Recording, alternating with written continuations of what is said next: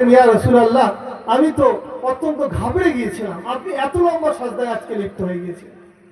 তখন আল্লাহ রাসূল সাল্লাল্লাহু আলাইহি ওয়াসাল্লাম বলছেন, আয়েশা তুমি কি জানো আজকে রজনীটা কি? তখন আল্লাহ রাসূল বললেন যে আয়েশা, আজকে যে রজনী এটা হচ্ছে কি যে লাইলাতুল নিসফি মিন শাবান, শাবান মাসের মধ্যরাত্রি, অর্ধ রজনী, শাবান মাসের অর্ধ রজনী, অর্থাৎ এটা 15 রাত। এই রাতে আল্লাহ রাসূল সাল্লাল্লাহু আলাইহি ওয়াসাল্লাম তারপরে বলছেন হাদিসের মধ্যে, এই রাতে মানুষের আমলকে উত্থাপন করা হয় আল্লাহ তাআলার কাছে। এই রাতে সারা বছর, আগামী সারা বছর কার কার মৃত্যু হবে আজরাইলের কাছে দেওয়া হয়। আল্লাহ রাসূল অন্য হাদিসের মধ্যে বলছেন যে উহিব্বু আইয়াতিয়া আজালি ওয়া আনা সাইম, যে আমি চাই যে আমার আমলগুলো আল্লাহর কাছে পেশ করা হোক, আমার মৃত্যুর খাতাটা পেশ করা হোক, আমি যেন রোজা অবস্থায় থাকি। সুতরাং হে মুমিন মুমিনাত, কুমু লাইলাহা ওয়া সুমু নাহারাহা, তোমরা দিনের বেলাতে রোজা রাখো আর এই শবে বরাতের রাত্রিতে তোমরা রাত্রি জাগরণ করে আল্লাহ তাআলার ইবাদত করো, নামাজ পড়ো। তো এখান থেকে এই 3-4টি হাদিস থেকে আমরা বুঝতে পারলাম যে শবে বরাতের কাজ যে রোজা রাখা, রাত্রি জাগরণ করা, ইবাদতে নিজেকে মশগুল করা, জিকির, আজকার, তাসবিহ, তাহলিল। কিন্তু আজকে আমাদের সমাজে কি হয়, মসজিদে একত্রিত হয়ে যাচ্ছে, গিয়ে সারা রাত্রি মসজিদের মধ্যে ইবাদত করছে। হাদিস পাকে কিন্তু আসে নাই যে মসজিদে গিয়ে ইবাদত করা লাগবে। কথা বোঝাতে পারছি আপনাদের? তো ব্যক্তিগত ইবাদতের বেশি প্রাধান্য আল্লাহ রাসূল দিয়েছেন, যে একত্রিত হয়ে একটা মজমা করে রাত্রি জাগরণ করে ইবাদত করবে, এমনটা না। তো এই রাতের করণীয় বা এই দিনগুলোতে আমাদের করণীয় রোজা রাখা, ইবাদত, তাসবিহ, তাহলিল, জিকির, আজকার করা। তাহলে আপনি বলবেন যে আজকে তাহলে আমরা এখানে বসেছি, আমরা তো তাহলে ওখান থেকে মাহরুম হয়ে যাচ্ছি নাকি? হ্যাঁ, প্রশ্ন মনে হচ্ছে, কিন্তু না, এটাও একটা জিকির। আল্লাহ তাআলা কোরআন পাকের মধ্যে বলেছেন যে কোরআনকে ইন্না নাহনু নাযালনা যিকরা ওয়া ইন্না লাহু লাহাফিজুন। তাহলে কোরআনের আরেকটা, কোরআনকে ব্যবহার করা যে শব্দ, যে কোটেশন দিয়ে কোরআনের কথাতে জিকির, আর কোরআনের তাফসীরটাকেও মুফাসসিরিনরা বলেছেন এটাও জিকিরের শামিল। অর্থাৎ এই যে আমরা রাত্রি জাগরণ করছি, কোরআনের তাফসীর শুনবো, হাদিস শুনবো, আল্লাহ রাসূলের বাণী শুনবো, এর মধ্যেও আমাদের আমলনামায় সম পরিমাণে নেকি লেখা হচ্ছে। জোরে বলি না সুবহানাল্লাহ। প্রিয় ভাইরা আমার, এজন্য আমরা একটু মনোযোগ দিয়ে শুনি। আমার ভাইরা, আমি আপনাদের কাছে সূরা মুলকের 2টি আয়াত তেলাওয়াত করেছি কি করি নাই? সূরা মুলকের 2টি আয়াত তেলাওয়াত করেছি। আচ্ছা, আল্লাহ রাব্বুল আলামিন কোরআনুল কারীম কাদের কাছে দিয়েছেন? মানুষের কাছে না অন্যান্য মাখলুকের কাছে? বলুন, মানুষের কাছে। আল্লাহ তাআলা চেয়েছিলেন, জমিনকে বলেছিলেন, আসমানকে বলেছিলেন, পাহাড়কে বলেছিলেন, কেউ নিতে চায়নি, সবাই অস্বীকার করেছিল। শুধু এই মানুষ, আল্লাহ রাসূল সাল্লাল্লাহু আলাইহি ওয়াসাল্লামের প্রিয় মানব, জনাবে আল্লাহ রাব্বুল আলামিনের প্রিয় মানব আল্লাহ রাসূল সাল্লাল্লাহু আলাইহি ওয়াসাল্লামের কাছে আল্লাহ তাআলা কোরআনকে অবতীর্ণ করলেন। আল্লাহ তাআলা এই যে আয়াত পড়লাম, ইন্না নাহনু নাযালনা যিকরা ওয়া ইন্না লাহু লাহাফিজুন, একটি আয়াত মনে রাখুন। দ্বিতীয় আরেকটি আয়াত বলি, আল্লাহ তাআলা বলেছেন যে ইন্না আনজালনাহু ফি লাইলাতুল কদর। দুটো আয়াত বললাম, ভালো করে বুঝবেন। একটা আয়াতে ইন্না আনজালনাহু ফি লাইলাতুল কদর, আরেকটা আয়াতে নাযালনা। দুটো শব্দ বলছে, আনজালনা, নাযালনা। যারা উলামা আছেন ভালো বুঝবেন ইনশাআল্লাহ। তো এখানে একটা জিনিস বোঝার আছে যে আমরা জানি, আমরা শুনেছি যে লাইলাতুল কদরের রাত্রিতে কোরআন অবতীর্ণ হয়েছে। তাহলে এখানে আবার অন্য আয়াতে বা অন্য হাদিস থেকে আমরা জানি যে ধীরে ধীরে পর্যায়ক্রমিকভাবে উম্মার কল্যাণার্থে, উম্মার প্রয়োজনে, সাহাবী রাদিয়াল্লাহু আলাইহিম আজমাইনদের প্রয়োজনে ধাপে ধাপে কখনো একটি আয়াত, কখনো 2টি আয়াত, কখনো একটি লম্বা সূরা এরকম অবতীর্ণ হয়েছে। শুনেছি কি শুনি নাই? তাহলে দুটো আয়াতের মধ্যে যেন কোথাও একটা অমিল পাওয়া যাচ্ছে মনে হচ্ছে, কিন্তু অমিল নাই। আল্লাহ রাব্বুল আলামিন বলেছেন যে আমি লাইলাতুল কদরের রাত্রিতে কোরআনকে অবতীর্ণ করেছি লাউহে মাহফুজ থেকে সামায়ে দুনিয়া, প্রথম আসমানে। জোরে বলি সুবহানাল্লাহ। আর এই প্রথম আসমান থেকে মানুষের প্রয়োজনে প্রয়োজনে আমি ধীরে ধীরে কোরআনকে অবতীর্ণ করেছি। তাহলে দুটো আয়াতের মধ্যে কোনো অসামঞ্জস্যতা থাকলো না। আমার প্রিয় ভাইরা, আল্লাহ পাক রব্বুল আলামিন কোরআনুল কারীমকে কেন অবতীর্ণ করলেন? কেন কেন আল্লাহ রব্বুল আলামিন বিশ্বনবী জনাব মুহাম্মদুর রাসূলুল্লাহ সাল্লাল্লাহু আলাইহি ওয়াসাল্লামের কাছে কোরআনটা পাঠালেন? প্রিয় ভাইরা আমার, আল্লাহ পাক রব্বুল আলামিন পবিত্র কোরআনুল কারীমের মধ্যে বললেন, কিতাবুন আনজালনাহু ইলাইকা লিতুখরিজান নাসা মিনাদ-দুলুমাতি ইলান-নূর। আল্লাহ পাক রব্বুল আলামিন বললেন, কিতাবুন আনজালনাহু ইলাইকা লিতুখরিজান নাস। হে রাসূল জনাব মুহাম্মদুর রাসূলুল্লাহ, আপনার কাছে আমি এই কিতাব, এই কোরআনকে পাঠিয়েছি। আমি কেন পাঠিয়েছি কোরআনকে তোমার কাছে? আপনার কাছে কেন প্রেরণ করেছি কোরআনকে? আল্লাহ তাআলা নিজেই বলেন, লিতুখরিজান নাসা মিনাদ-দুলুমাতি ইলান-নূর। আমি এই কোরআনকে আপনার কাছে এই জন্য প্রেরণ করেছি যাতে করে আপনি সমগ্র বিশ্ব মানব জাতিকে পুঞ্জীভূত অন্ধকার থেকে আলোর পথ দেখাতে পারেন। আমি আল্লাহ রাব্বুল আলামিন এজন্য কোরআনুল কারীমকে আপনার কাছে অবতীর্ণ করেছি। একবার বলা যাবে না আল্লাহু আকবার?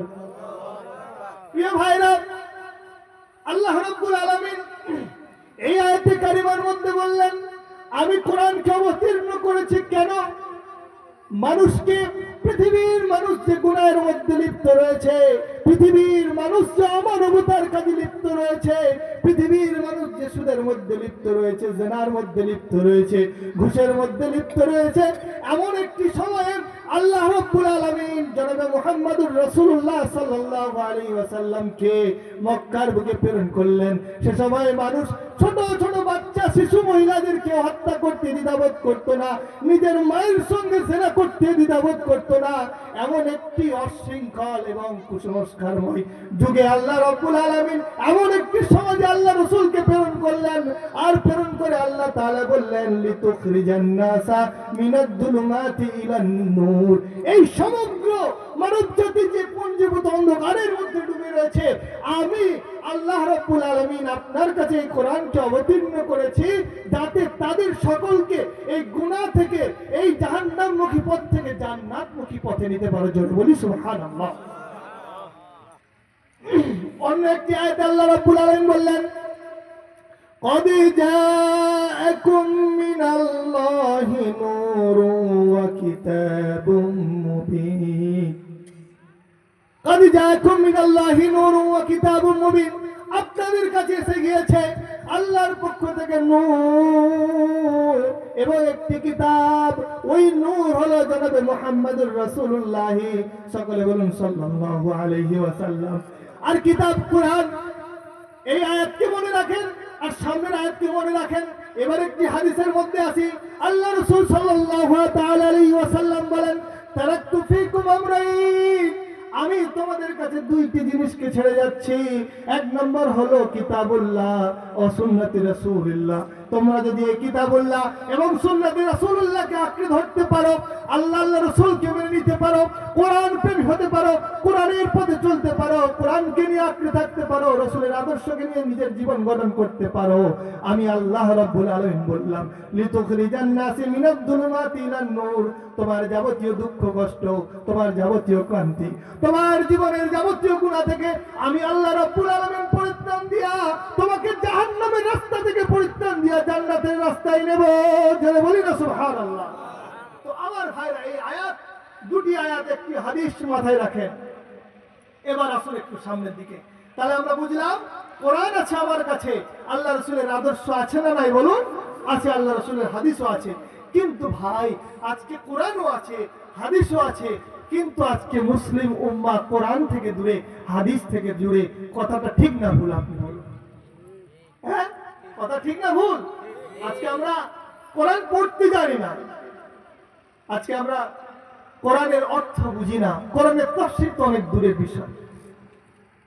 তো আমাদের কাছে কি করে আল্লাহ রাব্বুল আলামিনের পক্ষ থেকে কল্যাণ আসবে? অথচ আল্লাহর কোরআন বলছে, কোরআন পাঠ করো, কোরআনের মানে বুঝো, কোরআনের অর্থ পড়ো, কোরআনের তাফসীর শোনো, কল্যাণ জীবনে বয়ে আসবে। রসুলের আদর্শের উপরে চলো, হাদিসের মান্যতা দাও, হাদিস অনুযায়ী চলো, কল্যাণ তোমার জীবনে আসবে। কিন্তু আমরা তার বিপরীতে চলছি আর বলছি হুজুর জীবনের সুখ নাই, হুজুর জীবনে অনেক টাকা উপায় করেছি কিন্তু বউয়ের কথা শোনে না, বাচ্চায় কথা শোনে না। এরকম আছে না নাই বলুন? তার মূল কারণ আমার এই ছোট্ট ব্রেন থেকে যেটা আসে সেটা হচ্ছে আমরা আমাদের পরিবারটাকে দূর দেখতে হবে না ভাই। একটা বাংলা শব্দ আছে আত্মসমালোচনা।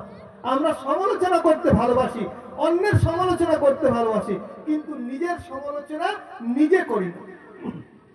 এই বাংলা শব্দ আছে যে আত্মসমালোচনা, নিজের সমালোচনা করুন।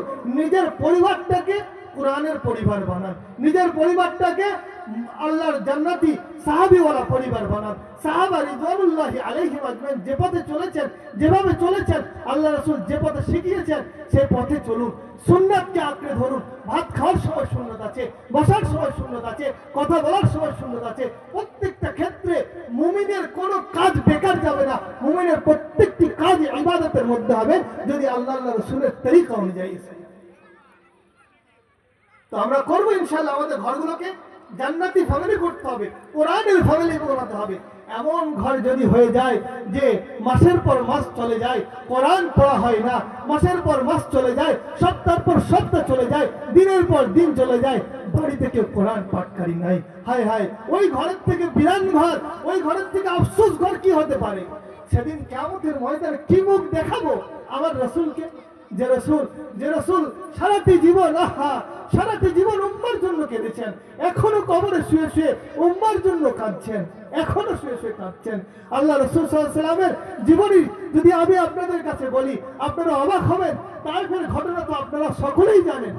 তায়েফের ময়দানে আল্লাহ রাসূল সাল্লাল্লাহু আলাইহি ওয়াসাল্লামকে কতটা না বেদনা দেওয়া হয়েছে, রক্তে রক্তাক্ত করে দেওয়া হয়েছে। আল্লাহ রাসূল পড়ে গিয়েছে, যায়েদ ইবনে হারিসা আল্লাহ রাসূল সাল্লাল্লাহু আলাইহি ওয়াসাল্লামের কাছে তখন ছিলেন। আল্লাহ রাসূল সাল্লাল্লাহু আলাইহি ওয়াসাল্লামের কাছে আল্লাহর পক্ষ থেকে ফেরেশতা এসে যাচ্ছে, বলছে ইয়া রাসূলুল্লাহ আপনি যদি একবার হুকুম দেন এদেরকে ধ্বংস করে দেব। আল্লাহ রাসূল তিনি আমা আরসালনাকা ইল্লা রাহমাতাল লিল আলামিন, তিনি রাহমাতাল লিল আলামিন।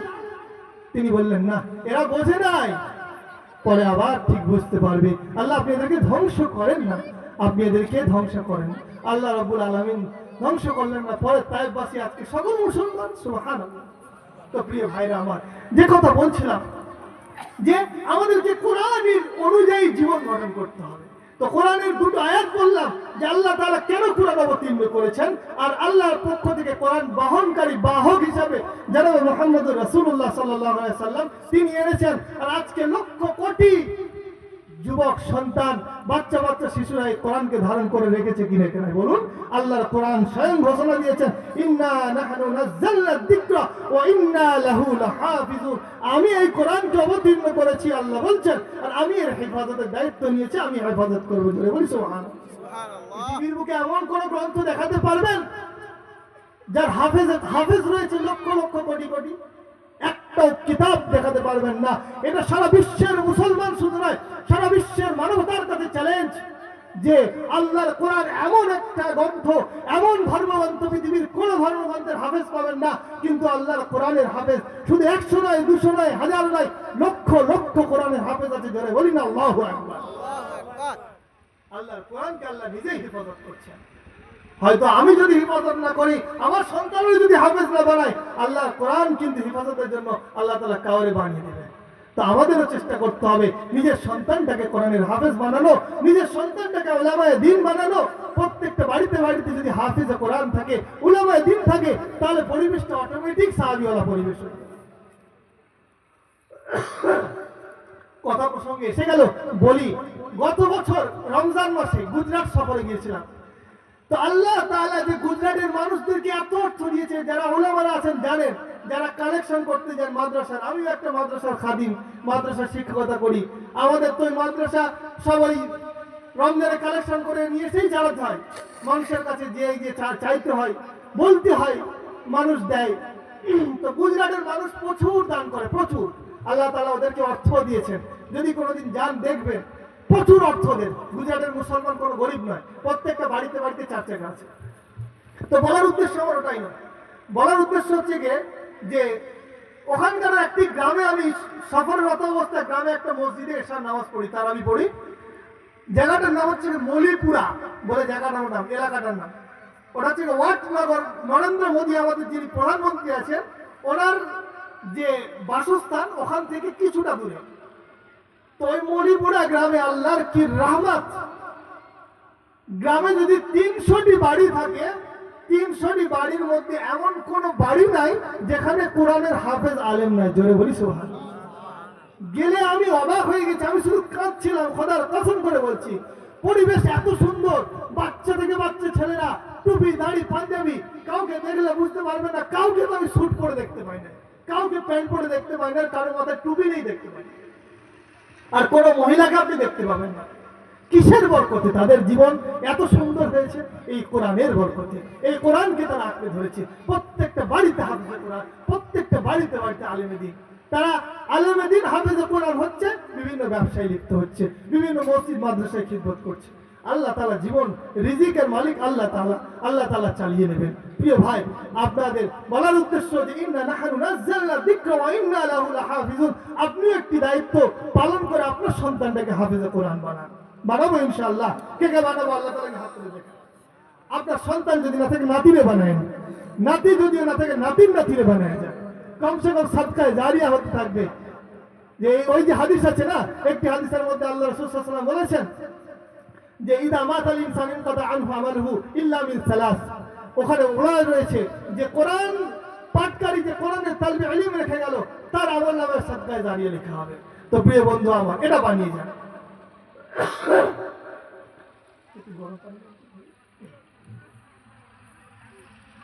একটু দর্শন করি। আল্লাহুম্মা সাল্লি আলা সাইয়্যিদিনা মাওলানা মুহাম্মদ ওয়া আলা আলি সাইয়্যিদিনা মাওলানা মুহাম্মদ।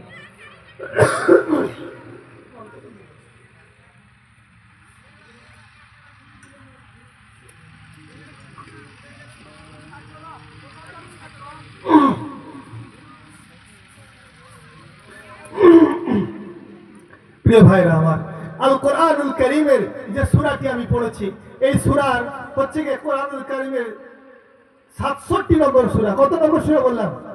67। এটা হচ্ছে কি আল্লাহ রাব্বুল আলামিন কোরআনুল কারীমের মধ্যে 114টি সূরা দিয়েছেন, তার মধ্যে 67 নম্বর সূরা। আর পারা যে অধ্যায় ভাগ করেছেন, এই অধ্যায় ভাগের মধ্যে 29 নম্বর পারার প্রথম সূরা। এই সূরার পূর্বে রয়েছে তাহরিম, আর তাহরিম বলে একটি সূরা রয়েছে, তারপরে রয়েছে সূরা কালাম। এই সূরার মধ্যে আল্লাহ রাব্বুল আলামিন 336টি শব্দ ব্যবহার করেছেন। কটা শব্দ বললাম? 336টি। আর অক্ষর ব্যবহার করেছেন 1316টি অক্ষর আছে এই সূরার মধ্যে। 30টি আয়াত রয়েছে এই সূরার মধ্যে। এই সূরার মধ্যে 30টি আয়াত রয়েছে, আর 1316টি অক্ষর রয়েছে, 336টি শব্দ রয়েছে। মনে রাখেন কথাগুলো। আর এই সূরাটি হচ্ছে মাক্কি সূরা। সূরাকে দুই ভাগে ভাগ করা হয়। কোরআন কারীমের সূরাকে দুই ভাগে, একটা সূরা মাক্কি, একটা সূরা মাদানী। মাক্কি সূরা কোনটা? যেটা মক্কাতে আল্লাহ রাসূল থাকাকালীন অবস্থায় অবতীর্ণ হয়েছে। এই মাক্কি সূরার বৈশিষ্ট্য হচ্ছে যে বেশিরভাগ ক্ষেত্রে ওয়াহদানিয়াত, তাওহীদের শিক্ষার কথা বলা হয়েছে। আল্লাহ সুবহানাহু ওয়া তাআলার একত্ববাদ, আল্লাহর স্রষ্টা হিসেবে তিনি এক, এটার বর্ণনা বেশি থেকে বেশি করা হয়েছে। তো আমার ভাইরা, আল্লাহ রাব্বুল আলামিনের এই সূরার কিছু আয়াতের তাফসীর করার সামনে আমি চেষ্টা করছি। আল্লাহ রাব্বুল আলামিন পবিত্র কোরআনুল কারীমের এই সূরার মধ্যে আল্লাহ তাআলা বলেন, তাবারাকাল্লাযী বিয়াদিহিল মুলকু ওয়া হুয়া আলা কুল্লি শাইইন কাদির। আল্লাহ রাব্বুল আলামিন বলেন, সর্বোচ্চ সেই সত্তা যার হাতে রাজত্ব। কেমন রাজত্ব? আল্লাহ রাব্বুল আলামিন তারপরে বলেন যে ওয়া হুয়া আলা কুল্লি শাইইন কাদির। সমগ্র বিশ্ব মানব জাতি থেকে শুরু করে আসমান জমিন নক্ষত্র সূর্য গ্রহ চন্দ্র যা কিছু আছে সমস্ত বিষয়ের উপরে, সমস্ত কিছুর উপরে আমার আল্লাহ রাব্বুল আলামিন কুদরতবান, আমার আল্লাহ রাব্বুল আলামিন ক্ষমতাবান। আল্লাহ রাব্বুল আলামিন এই প্রথম আয়াতের মধ্যে তিনি শুধু নিজের ডেফিনিশন তুলে ধরলেন আল্লাহর সত্তার পরিচয় কি, আল্লাহ রাব্বুল আলামিন কে।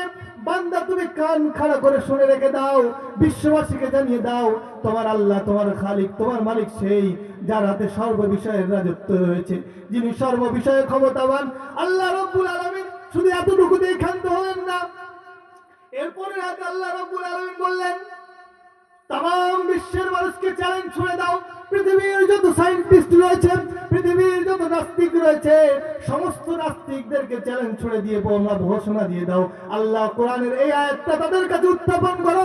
আল্লাহ রাব্বুল আলামিন বললেন আল্লাযী খালাকাল মাউতা ওয়াল হায়াতা লিয়াবলুয়াকুম আইয়ুকুম আহসানু আমালা ওয়া হুয়াল আজিজুল গফুর। আল্লাহ রাব্বুল আলামিন বললেন বান্দা আমার পরিচয় কি জানো, আমি কেমন সত্তা, আমি কেমন রব কি জানতে চাও? আল্লাহ বলেন আমি সেই সত্তা, আমি সেই রব, আমি সেই খালিক যিনি মৃত্যু এবং জীবনকে সৃষ্টি করেছে। আল্লাহ বলছেন আমি মৃত্যু এবং জীবনকে সৃষ্টি করেছি। আল্লাযী খালাকাল মাউতা ওয়াল হায়াতা। আল্লাহ রাব্বুল আলামিন কেন জীবন মৃত্যুকে সৃষ্টি করলেন? আল্লাহ তাআলা বলেন লিয়াবলুয়াকুম আইয়ুকুম আহসানু আমালা। বান্দা আমি তোমাদেরকে কেন সৃষ্টি করেছি জানো? জীবন এবং মৃত্যুকে আমি এজন্য সৃষ্টি করেছি যাতে আমি দেখতে চাই আমার কোন বান্দা, আমার কোন বান্দি উত্তম আমল করে আমার কাছে ফিরে আসতে পারে। আমি বান্দার কাছ থেকে আহসানটা চাই। আল্লাহ রাব্বুল আলামিন এখানে বলেন নাই যে লিয়াবলুয়াকুম আইয়ুকুম আকসারু আমালা, বান্দা তোমার কাছ থেকে আমি বেশি বেশি আমল চাই। আল্লাহ রাব্বুল আলামিন কথা বলেন নাই। আল্লাহ রাব্বুল আলামিন বললেন আহসান আমালা, হে বান্দা আমি তোমাকে উত্তম করে সৃষ্টি করেছি আর আমি তোমার কাছ থেকে উত্তম আমলটাও চাই। কেমনে করে উত্তম করে সৃষ্টি করেছেন?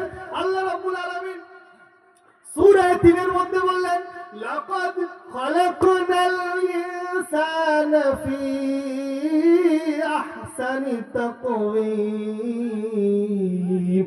হে বান্দা তোমারে আমি সৃষ্টি করেছি উত্তম অবয়ব করে, উত্তম করে সৃষ্টি করেছি, আহসানটা করে সৃষ্টি করেছি।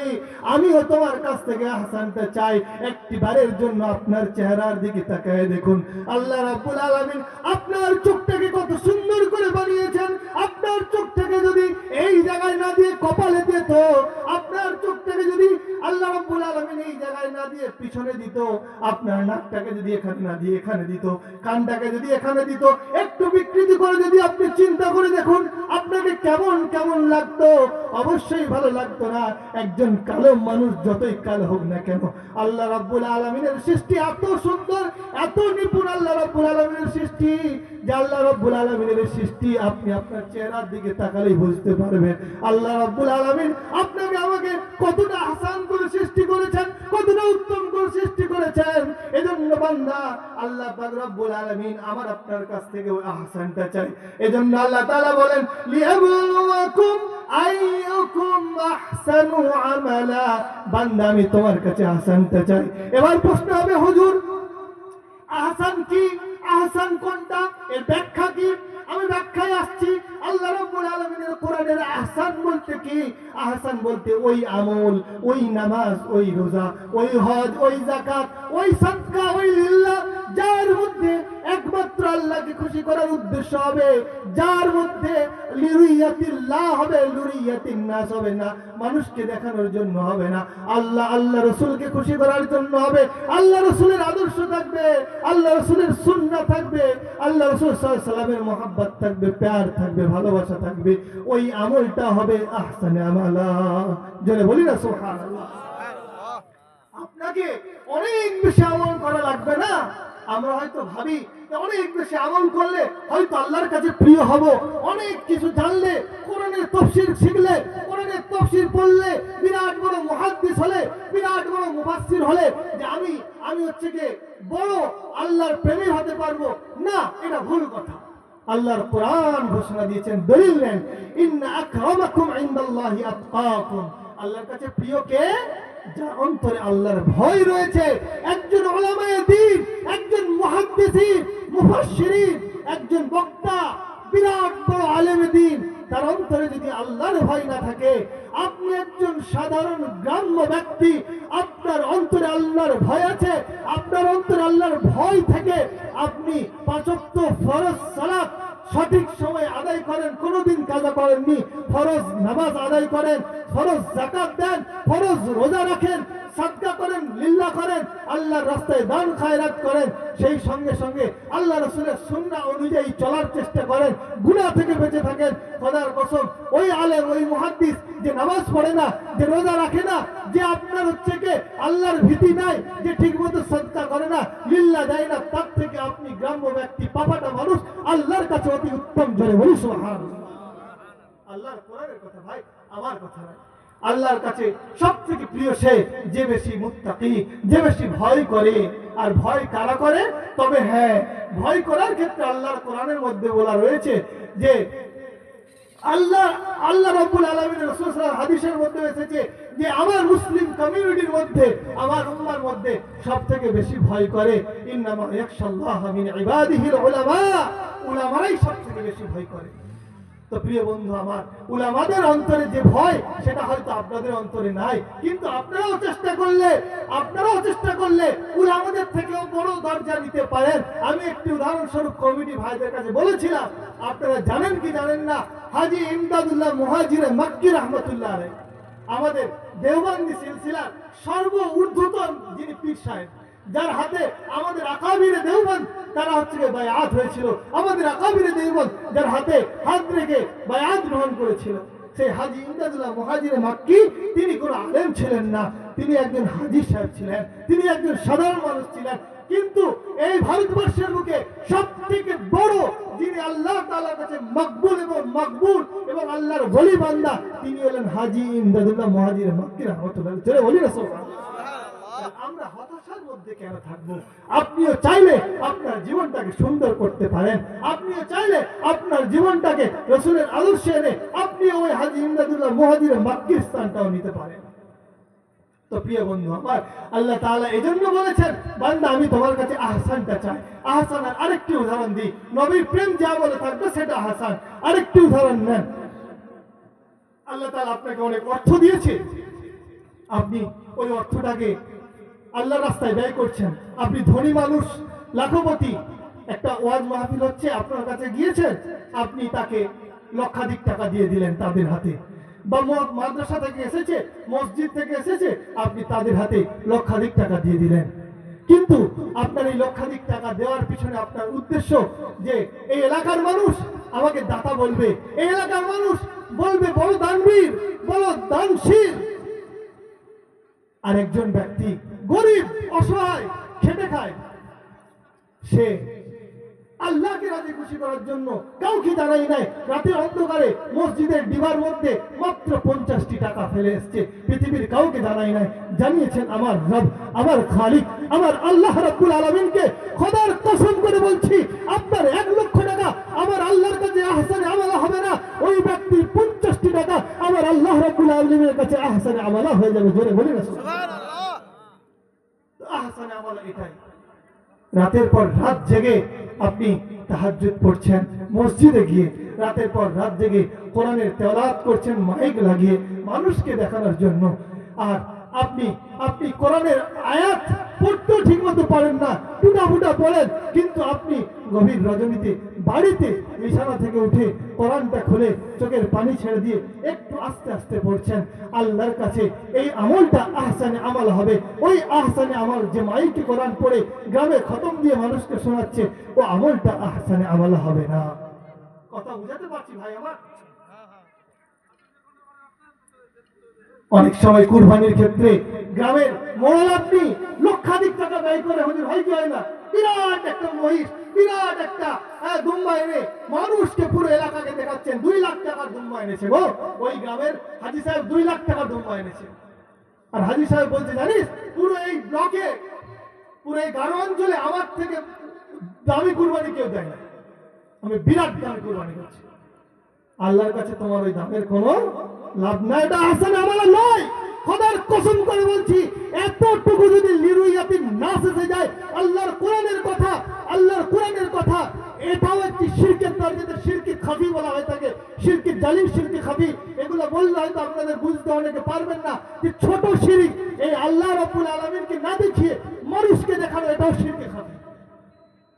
কারণ কি, যা কিছু আমি আল্লাহর জন্য, আমি যখন আল্লাহর জন্য করছি না, মানুষকে দেখানোর জন্য করছি, তখন শয়তানের ইবাদত হচ্ছে, তাগুতের ইবাদত হচ্ছে, তাগুতের পূজা হচ্ছে, তখন আপনার আমলটা লিরুয়াতিল্লাহ থেকে লিরুয়াতিন নাস হয়ে গেল। সুতরাং আপনার আমল আল্লাহর কাছে আহসানে আমালা হবে না। আহসানে আমালা ওটাই যেটা নবীর প্রেমে দরদের সঙ্গে মনের থেকে আল্লাহকে খুশি করার জন্য হবে, সেটা হবে আহসানে আমালা। বুঝে আসছে আহসানে আমালার তাফসীর? প্রিয় ভাইরা আমার, আল্লাহ রাব্বুল আলামিন এই আয়াতের মধ্যে কি বললেন? আল্লাযী খালাকাল মাউতা ওয়াল হায়াতা লিয়াবলুয়াকুম আইয়ুকুম আহসানু আমালা। আল্লাহ রাব্বুল আলামিন বললেন, আমি মৃত্যু এবং জীবনকে সৃষ্টি করেছি। শব্দগুলো ভালো করে বুঝেন। আল্লাযী খালাকাল মাউতা ওয়াল হায়াতা, আল্লাহ রাব্বুল আলামিন প্রথমে শব্দ বললেন মাউত, তারপরে শব্দ বললেন হায়াত। এখানে একটি তাফসীর বুঝতে হবে ভাই। আমরা প্রত্যেকে জানি জীবন তো একটি সৃষ্টি, কিন্তু মউত কেমনে সৃষ্টি? শব্দের মধ্যে অমিল পাচ্ছেন? আল্লাযী খালাকা, খালাকা মানে সৃষ্টি করা। মউতকে কি সৃষ্টি করা হয়? বলুন কথা। হ্যাঁ ভাই, মউতকেও সৃষ্টি করা হয়। আল্লাহর কোরআনের তাফসীরে মুফাসসিরিনরা বলছেন কেমন করে দেখেন। আমরা একটা সময় ছিলাম কোথায়? আলামে আর রুহাতে, রুহের জগতে ছিলাম। সেখান থেকে এসেছি আলামে দুনিয়াতে, মায়ের পেটে, এবং আপনার বাপের শুক্র কি মায়ের গর্ভাশয় থেকে আমরা এখানে দুনিয়ার বুকে এসেছি। তো এই যে আলামে আরোহা থেকে আলামে দুনিয়ায় আসার যে মাধ্যম, সেটা হচ্ছে কে? হায়াত। আর এই দুনিয়া, আলামে দুনিয়া থেকে আখিরাতে যাওয়ার যে মাধ্যম, সেটা হচ্ছে কে? মাউত। তো এই আলামে বারজাখ বা আলামে আখিরাতের দিকে লক্ষ্য করে মাউত মাখলুক, আর অন্যদিকে লক্ষ্য করে আপনার আলামে আরোহা থেকে আলামে দুনিয়ার দিকে আসার দিকে লক্ষ্য করে হায়াতটা হচ্ছে কে মাখলুক। এটা একটা দিক গেল। অন্য আরেকটা দিক শুনুন, মাউতকে কেন এখানে খালাকা শব্দের মাধ্যমে ব্যবহার করা হয়েছে? মৃত্যু কেন, মাখলুক কেন ধরা হবে? এজন্য ভাই আমরা হাদিসের মধ্যে পড়েছি, আপনারাও শুনেছেন, যে যখন আল্লাহ রাব্বুল আলামিন জান্নাত জাহান্নামের ফয়সালা হয়ে যাবে, যারা জান্নাতে যারা জান্নাতে চলে যাবে, যারা জাহান্নামে তারা জাহান্নামে চলে যাবে, যাওয়ার পরে একটা হচ্ছে ভেড়ার আকৃতি দিয়ে মৃত্যুকে ভেড়ার আকৃতি দেওয়া হবে। ওই ভেড়ার আকৃতি নিয়ে এসে ভেড়াটাকে হচ্ছে আরাফাতে জবা করে দেওয়া হবে, দিয়ে বলবে আল্লাহ রাব্বুল আলামিন যে মৃত্যুকে জবা করে দেওয়া হয়েছে, আর কারো মৃত্যু হবে না। যারা জাহান্নামী তারা চিরস্থায়ী জাহান্নামী, যারা জান্নাতি তারা চিরস্থায়ী জান্নাতি। তো এখান থেকেও বোঝা যায় যে মাউত মাখলুক। আয়াতের তরজমা বুঝলেন, তাফসীর বুঝলেন? আবার আরেকটি কথা বলেছেন মুফাসসিরিনরা যে আল্লাযী খালাকাল মাউতা ওয়াল হায়াতা, এখানে খালাকার ব্যাখ্যা হচ্ছে কি আল্লাযী জাআলা আল মাউতা ওয়াল হায়াতা, আল্লাহ তাআলা বানিয়েছেন, তখন আর কোনো এখানে প্যাচ থাকবে না। প্রিয় বন্ধু আমার, একটিবারের জন্য একটু চিন্তা করে দেখুন। আল্লাহ পাক রব্বুল আলামিন বললেন আল্লাযী খালাকাল মাউতা ওয়াল হায়াতা, বান্দা আমি তোমার মউত এবং জীবনকে সৃষ্টি করেছি। একটু আপনার পিছনের দিকে চলে যান, একটু ব্যাকগ্রাউন্ডের দিকে চিন্তা করুন, একটু চোখটা বন্ধ করে চিন্তা করুন। আল্লাহ রাব্বুল আলামিনের আজকের এই যেখানে বসে আছি, একটা সময় ছিল আমার কোনো পরিচয় ছিল না, একটা সময় ছিল আমার কোনো নাম ছিল না, আমার কোনো পিতৃ পরিচয় ছিল না, আমার কোনো মাতৃ পরিচয় ছিল না। আল্লাহ রাব্বুল আলামিন বলেন হাল আতা আলাল ইনসানি হিনুম মিনাদ দাহরি লাম ইয়াকুন শাইআম মাযকুরা। বান্দা, তোমার কি এমন একটি সময় যায় নাই যে সময় তোমার কোনো পিতৃ পরিচয় ছিল না, তোমার কোনো মাতৃ পরিচয় ছিল না, তোমার নাম নেওয়ার মতো দুনিয়ার বুকে কেউ ছিল না। আবার একটা সময় আসবে তোমার নাম থাকবে না, তোমার পরিচয় থাকবে না, তোমার আধার কার্ড বাতিল হয়ে যাবে, তোমার ভোটার কার্ড বাতিল হয়ে যাবে, তোমার জন্ম সার্টিফিকেট বাতিল হয়ে যাবে। বান্দা, আল্লাহ বলছে বান্দা একটা সময় কিছু ছিল না, আবার একটা সময় থাকবে কিছুই থাকবে না। বান্দা যতটুকু সময় পেয়েছো একটু চিন্তা করে দেখো, এই মুহূর্তে যদি একটিবারের জন্য মউত এসে যায়, আমরা কোথায় যাব? আমার আমলটা কি হবে? আমার হাসরটা কি হবে? কবরে যদি এই মুহূর্তে একটিবারের জন্য আল্লাহ রাব্বুল আলামিন শুইয়ে আসে, আল্লাহ রাব্বুল আলামিনের কাছে পাঠিয়ে দেয়, কবরের মধ্যে যদি একবার আমাকে শুইয়ে আসে, আমার হাসরটা কি হবে? আমি কি কবরের উত্তরগুলো ঠিকঠাক দিতে পারবো কিনা? আমার ভাইরা, আমার বাবা জানেরা, একটু কান খুলে রেখে শুনুন। আল্লাহ রাব্বুল আলামিন কোরআনের পাকের মধ্যে বললেন, কুল্লু নাফসিন যায়িকাতুল মাউত, প্রত্যেকটি নফসকে মৃত্যুর স্বাদ অবশ্যই আস্বাদন করতে হবে। এই পৃথিবীতে অসংখ্য অগণিত নরধাম নরপাপিষ্ঠ জন্মগ্রহণ করেছে, যে কোরআনকে অস্বীকার করেছে, রাসূলের হাদিসকে অস্বীকার করেছে, আল্লাহ রাসূলকে মানে নাই, কোরআনকে মানে নাই। কিন্তু এই পৃথিবীর বুকে এমন কোনো মানুষ নাই যে মৃত্যুকে অস্বীকার করেছে। আছে কি ভাই বলুন? মৃত্যুকে অস্বীকারী পৃথিবীর বুকে কেউ নাই। সে যত বড় ধনী হোক, আর যত বড় প্রফেসর হোক, যত বড় সায়েন্টিস্ট হোক, আর যত বড় পৃথিবীর দানবীর হোক না কেন, তাকে মৃত্যুকে কি স্বীকার করতেই হবে। মরণ সকলেই আসবে। আল্লাহ পাক রব্বুল আলামিন বললেন, ইদা জাআজালুহুম লা ইস্তাগফিরুনা সাআতাও ওয়া লা ইস্তাকদিমুন। হে বান্দা, তোমার মৃত্যুর সময় নির্ধারিত রয়েছে। ওই নির্ধারিত সময় যখন এসে যাবে, 1 মিনিট এদিকেও হবে না, আর 1 মিনিট ওদিকে হবে না। যথারীতি নির্ধারিত সময়ে তোমার মৃত্যু ঠিক তোমার কাছে উপস্থিত হয়ে যাবে। একটিবারের জন্য চিন্তা করে দেখুন। আপনি হয়তো ভাবছেন আজকে আমার বয়স 25, আজকে আপনি ভাবছেন আমার বয়স 30। একটু বয়স হোক নামাজি ধরবো, একটু বয়স হোক আল্লাহ আল্লাহ করবো, একটু বয়স হোক রোজা ধরবো। প্রিয় বন্ধু আমার, প্রিয় বাবাজি আমার, পর্দার অন্তরালে আমার মায়েরা আমার, একটু চিন্তা করে দেখুন। আপনার চোখের সামনে কত 10 বছরের বাচ্চা শিশু, আপনার চোখের সামনে 1 মাসের শিশু, আপনার চোখের সামনে 20 বছরের যুবক, আপনার চোখের সামনে কত মানুষ দুনিয়ার মুখ থেকে চলে যাচ্ছে। একটু কি মরণের চিন্তা হয় নাই? একটু কি মরণের ভয় হয় নাই? দুনিয়ার মুখ থেকে আমাকেও যাওয়া লাগবে। বাবা গিয়েছে, আব্বা গিয়েছে, নানা গিয়েছে, দাদা গিয়েছে, সকলে একে একে করে চলে গিয়েছে, আমাকেও যাওয়া লাগবে। কিন্তু যখন কবরে শুয়ে আমার কাছ থেকে যখন ফারে আমার কাছ থেকে যখন মানুষেরা চলে আসবে, মুনকার নেকির যখন এসে বলবে, যখন আমাকে জিজ্ঞাসা করবে তোমার রবকে, তোমার নবীকে, তোমার দিন কি, এগুলো যখন জিজ্ঞাসা করবে, তখন কি আমি বলতে পারবো? একটু চিন্তা করে দেখুন আমার প্রিয় ভাইরা আমার। এজন্য বলছি, আল্লাহর কোরআনের তাফসীর শুনবেন, অবশ্যই শুনবেন, মাহফিলে যাবেন, সবার সমাবেশে যাবেন, কিন্তু নিয়ত যদি আপনার পরিবর্তনের না হয়, পৃথিবীর বুক থেকে আপনাকে কেউ পরিবর্তন করাতে পারবে না। পরিবর্তন করানোর মালিক আমার রব, আমার খালিক, আমার আল্লাহ সুবহানাহু ওয়া তাআলা। তবে আল্লাহ তখনই পরিবর্তন করান যখন বান্দা আল্লাহর রাস্তায় ধাবিত হয়। আল্লাহ রাব্বুল আলামিন বলেন, প্রতিটি রাতে আল্লাহ রাব্বুল আলামিন সামামে দুনিয়ার মধ্যে নেমে আসেন। আবার কোন কোন রিওয়ায়াতে আছে বিশেষ বিশেষ রাত্রিতে, যেমন আজকের রাত্রি, শবে কদরের রাত্রিতে, এমন বিশেষ বিশেষ রাত্রিতে আল্লাহ রাব্বুল আলামিন নিকটবর্তী আসমানে নেমে এসে আল্লাহ রাব্বুল আলামিন বান্দাদের কাছে বলতে থাকে, আছে কি আমার কোন বান্দা, আছে কি আমার কোন বান্দা আজকে এই রজনীতে চোখের পানি ফেলে আমার কাছে কেঁদে কেঁদে তার গুনাহের জন্য তওবা করবে, আমি রব্বুল আলামিন তারে মাফ করে দিব। আছে কি কোনো বান্দা যে আমার কাছে এসে রিজকের জন্য তলব করবে, আমি তাকে রিজক দিয়ে ভরপুর করে দেব। প্রতিটি রাতে বান্দার কাছে আল্লাহ রাব্বুল আলামিন এমন করে বলতে থাকে।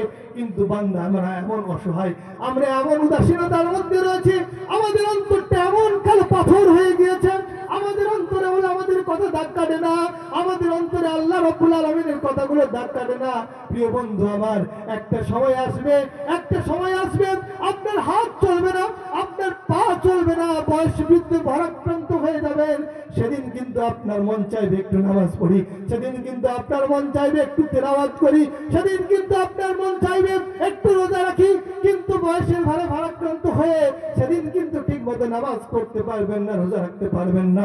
প্রিয় যুবক ভাইরা, এই যৌবনের বয়সটাকে গনিমত মনে করুন, এই যৌবনের বয়সটাকে কাজে লাগান। কেননা আল্লাহ রাব্বুল আলামিন কোরআন হাদিস পাকের মধ্যে আল্লাহ রাসূলের মাধ্যমে জানিয়ে দিয়েছেন, কিয়ামতের ময়দানে 5টি প্রশ্নের উত্তর না দেওয়া পর্যন্ত, অন্য রিওয়ায়াতে 3টি কথা এসেছে, বান্দা শুনতে পারবে না, এক পাও হিলাতে পারবে না। ওই 1 নম্বর, 2 নম্বর, 3 নম্বর, 4 নম্বর, 5 নম্বর প্রশ্নের মধ্যে একটি প্রশ্ন হবে, বান্দা তোমাকে আমি যৌবনকাল দিয়েছিলাম, বান্দা তোমাকে আমি উমর দিয়েছিলাম, বয়স দিয়েছিলাম, ওই বয়সটা, ওই যৌবনকালটাকে তুমি কোথায় কাটিয়েছো? বান্দা তোমারে যে যুবক করেছিলাম, ওই যৌবন বয়সে তুমি রাতের অন্ধকারে চোখের পানি ছেড়ে দিয়ে আল্লাহ রাব্বুল আলামিনের কাছে কেঁদেছিলে কিনা? না তুমি রাতের অন্ধকারে মোবাইলে জেনায় লিপ্ত ছিলে, নাকি দিনের বেলায় তুমি আল্লাহর রাস্তায় রাস্তায় গিয়েছিলে কিনা? দিনের বেলায় আল্লাহর রাস্তায় মসজিদে গিয়েছিলে কিনা? তাবলীগের কাজে লিপ্ত হয়েছিলে কিনা? নাকি যুবক তুমি কলেজে গিয়ে কোনো মেয়ের হাত ধরে পার্কে বসে গুনাহ করেছো, মোবাইলে গুনাহ করেছো, হেডফোনের মাধ্যমে গুনাহ করেছো? বান্দা, সবকিছুর হিসাব আল্লাহ তাআলা নেবেন। আল্লাহ তাআলা যে সময় দিয়েছেন, যে হায়াত দিয়েছেন, যে জীবন দিয়েছেন, যে স্বাস্থ্য দিয়েছেন, প্রত্যেকটির হিসাব আল্লাহ তাআলা কিয়ামতের ময়দানে পুঙ্খানুপুঙ্খানু নিয়ে তবে আপনাকে যাইতে দিবে।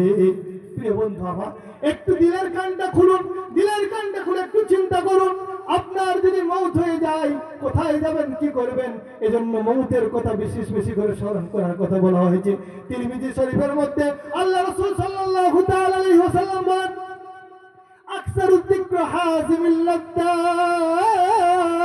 হে বান্দা, তোমরা বেশি বেশি করে মৌতের কথা স্মরণ করতে থাকো। কেন? মৌতের কথা স্মরণ করলে অন্তর নরম হয়, আর যখন অন্তর নরম হবে মানুষ গুনাহ থেকে বাঁচবে। মানুষ গুনাহ থেকে যখন বাঁচবে, আল্লাহর দ্বীনের রাস্তায় তার জন্য আসাটা অতীব সহজ হয়ে যাবে। জোরে বলি সুবহানাল্লাহ। প্রিয় বন্ধু আমার, একটু স্মরণ করে দেখুন, একটু চিন্তা করে দেখুন, কোথায় ছিলাম, আছি, আবার থাকবো না, সকলকে চলে যেতে হবে। একটু মৌতের কথা বেশি বেশি স্মরণ করুন। আমি কিন্তু একটি ধাঁচে বায়ান করে আসছি, লাস্টে আমি কয়েকটা কথা বলবো, এই কথাগুলোর উপরে আমল করা লাগবে ইনশাআল্লাহ। প্রিয় বন্ধু আমার, এরপরে আজকে আল্লাহ রাব্বুল আলামিন আবার বিশ্ববাসীকে চ্যালেঞ্জ ছুড়লেন, বিশ্বের নাস্তিকবাদীদের কাছে, বিশ্বের সায়েন্টিস্টদের কাছে। আবার এরপরে আজকে আল্লাহ রাব্বুল আলামিন চ্যালেঞ্জ ছুড়ে বললেন যে, আল্লাহ রাব্বুল আলামিন বলছেন, কি বলছেন শুনুন। আল্লাহ রাব্বুল আলামিন বলেন, আল্লাযী খালাকা সাবআ সামাওয়াতিন তিবাকা মা তারা ফি খালকির রহমানি মিন তাফাউত। আল্লাহ রাব্বুল আলামিন বললেন, বান্দা, আমি সেই সত্তা, আমি সেই রব, আমি সেই খালিক, আমি সেই মালিক, যিনি আসমানকে স্তরে স্তরে সৃষ্টি করেছেন। তাবাকা, স্তরে স্তরে। আর আজকে দুনিয়ার আমরা আল্লাহর কোরআন থেকে জানতে পারি স্তরে স্তরে, আর সায়েন্টিস্টরাও বলছে এই আসমানেরও স্তর রয়েছে, একটা একটা করে 7টা স্তর রয়েছে। কোরআনের ভাষা অনুযায়ী সাবা সামাওয়াত, 7টা আসমান রয়েছে, তারপরে রয়েছে আল্লাহর আরশ আযীম। প্রিয় বন্ধু আমার, আল্লাহ রাব্বুল আলামিন বললেন, মা তারা ফি খালকির রহমানি মিন তাফাউত। তোমরা কি আল্লাহ রাব্বুল আলামিনের সৃষ্টির মধ্যে, তোমরা কি দয়াময় রবের সৃষ্টির মধ্যে কোন রূপ, কোন ভুল খুঁজে পাও, কোন রূপ, কোন ত্রুটি খুঁজে পাও কি? একবার চেষ্টা করো, লক্ষ্য করো, আল্লাহর আসমানের দিকে তাকায় দেখেন, আল্লাহ রাব্বুল আলামিন আসমানটারে কত সুন্দর করে সাজায় রেখেছেন। তারপরেও আল্লাহ বলে, বান্দা, তুমি এত যোগ্য, এত নালায়েক, তোমার জন্য আসমান বানাইলাম, তোমার জন্য চন্দ্র বানাইলাম, তোমার জন্য সূর্য বানাইলাম, তোমার জন্য নক্ষত্র বানাইলাম। তুমি কি আমার কুদরতকে দেখে, আমার সৃষ্টিকে দেখে আমার কথা স্মরণ হয় না? আমি রব, আমি খালিক, আমি মালিকের কথা কি একটু স্মরণ হয় না? একটিবারের জন্য চিন্তা করে দেখো, দেখো দেখো আসমানের দিকে তাকায় দেখো, তুমি রহমানের সৃষ্টির মধ্যে কোনো ভুল খুঁজে পাও কিনা? আল্লাহ বলেন, ফারজি'ল বাসারা হাল তারা মিন ফুতুর। আল্লাহ বলেন, বান্দা, একবার নয় আবারও ফিরে তাকান, ফারজি'ল বাসার, তোমার দৃষ্টি রেখে আসমানের দিকে তুলো, আসমানের দিকে তুলিয়া আসমানের দিকে দেখো, আসমান নিয়ে গবেষণা করো, চিন্তা করো, দেখো রহমানের সৃষ্টির মধ্যে কোনো ভুল খুঁজে পাও কি? চাঁদটা কি ঠিক জায়গায় দিয়েছেন, নাকি আল্লাহ তাআলা ভুল জায়গায় দিয়েছেন? সূর্যকে কি আল্লাহ তাআলা ঠিক জায়গায় দিয়েছেন, নাকি ভুল জায়গায় দিয়েছেন? চন্দ্রকে কি আল্লাহ তাআলা, তারাগুলোকে কি আল্লাহ তাআলা ঠিক জায়গায় দিয়েছেন, নাকি ভুল জায়গায় দিয়েছেন? বান্দা, তুমি বড় বুদ্ধিমান, নিজেকে বড় চালাক মনে করো, নিজেকে বড় সায়েন্টিস্ট দাবি করো, নিজেকে বড় নাস্তিক দাবি করো, একবার রহমানের সৃষ্টির দিকে তাকিয়ে তুমি ভুলটা খুঁজতে থাকো, দেখো, দ্বিতীয়বার দেখো, তৃতীয়বার দেখো, আল্লাহ রাব্বুল আলামিন বলেন, সুম্মা রজি'ল বাসারা কাররাতাইনি ইয়ানকালিব ইলাইকাল বাসারু খাসিআন ওয়া হুয়া হাসীর। আহা, কি বলে আল্লাহ তাআলা বলেছেন। কেমন করে আল্লাহ তাআলা কোরআনে আয়াতে উপস্থাপন করেছেন। একবার নয়, দুইবার নয়, তুমি তৃতীয়বার তাকাও। ফারজিল বাসার কাররাতাইন, বারবার তুমি তাকাতে থাকো, দেখতে থাকো। সুম্মারজিল বাসার কাররাতাইন, কয়েকবার দেখো, দেখতে থাকো, দেখতে থাকো। দেখতে দেখতে তোমার চোখ উপরে থাকতে থাকতে তোমার ঘাড় যন্ত্রণায় লিপ্ত হয়ে তুমি নিজেকে নিজে লজ্জিত মনে করে, তুমি নিজেকে নিজে অপদস্থ মনে করে তোমার দৃষ্টিটাকে জমিনের দিকে নিক্ষেপ করতে বাধ্য হবেন। জোরে বলি সুবহানাল্লাহ। জমিনের দিকে নিক্ষেপ করতে বাধ্য হবে। কেন? আল্লাহ তাআলার সৃষ্টির মধ্যে কোনো ভুলই তুমি করতে হবে না। আল্লাহর চ্যালেঞ্জ রইল। প্রিয় বন্ধু আমার, আল্লাহ তাআলার পরে আয়াতে বলেন, ওয়ালাকাদ যায়্যানা আস-সামাআ আদ-দুনিয়া বিমাসাবিহ। আল্লাহ তাআলা বলেন, বান্দা তোমার জন্য এই প্রথম আসমানটাকে আমি চন্দ্র দিয়া, তোমার জন্য প্রথম আসমানটাকে সূর্য দিয়া, তোমার জন্য প্রথম আসমানটাকে আমি নক্ষত্র রাজি দিয়া, প্রদীপের মতো করে জ্যোৎস্না রাত্রিতে একটিবার যদি আকাশের দিকে তাকায় দেখি আল্লাহ রাব্বুল আলামিনের কুদরত কত সুন্দর।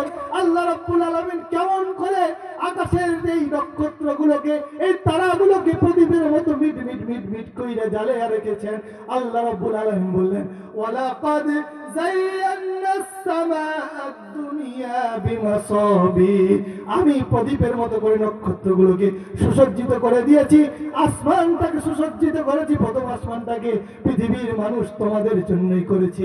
আর সেই সঙ্গে সঙ্গে এই নক্ষত্র রাজির আরেকটি কাজ আল্লাহ তাআলা বলেন, وَجَعَلْنَاهَا رُجُومًا لِلشَّيَاطِينِ। আর আমি এই নক্ষত্রগুলোকে শয়তানের দিকে নিক্ষেপ করি। অর্থাৎ শয়তানদের একটি কাজ হচ্ছে কি, আসমানের উপরে গিয়ে তারা ফেরেশতাদের কথোপকথন শুনে দুনিয়ার জ্যোতিষীদের কাছে প্রেরণ করতে থাকে। আর এই সময় সময় উল্কা বৃষ্টি যে হয়, আল্লাহর পক্ষ থেকে এই আয়াতের তাফসীর, আল্লাহর পক্ষ থেকে ওই শয়তানদের দিকে তারাগুলো নিক্ষেপ করা হয়, শয়তান মারদুদের দিকে নিক্ষেপ করা হয়। এজন্য আল্লাহ তাআলা বলেন, ওয়াজআলনাহা রুজুমান লিশ-শায়াতিন। আল্লাহ তাআলা তারপরে বলেন, ওয়া'আতাদনা লাহুম আযাবাস সাঈর।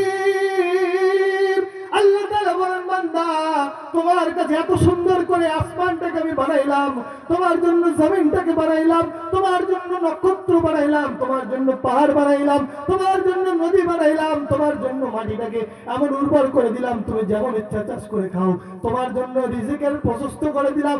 এত কিছু করার পরেও বান্দা যদি তুমি নাফরমান হও, যদি তুমি নাশুকর হও, অকৃতজ্ঞ হও বান্দা, তবে জেনে রাখো, ওয়া'আতাদনা লাহুম আযাবাস সাঈর। যেমন আমি ফেরেশতাদের জন্য, যেমন আমি হচ্ছে কি ওই শয়তান মারদুদের জন্য জাহান্নামকে তৈরি করে রেখেছি, আগুনের শাস্তি তৈরি করে রেখেছি, ঠিক তদ্রূপভাবে বান্দা এই যারা অস্বীকারী বান্দা হবে, কাফির বান্দা হবে, আমি তাদের জন্য জাহান্নামটাকেও প্রস্তুত করে রেখেছি। জোরে বলি নাউজুবিল্লাহ। আমার প্রিয় ভাইরা আমার, আল্লাহ রাব্বুল আলামিন কেমন করে আর বোঝাবে মানুষকে, আল্লাহ রাসূল এভাবেই বুঝিয়েছেন মানুষকে এভাবে দাওয়াতের কাজে ডেকেছেন, আমরা তবুও বুঝি না।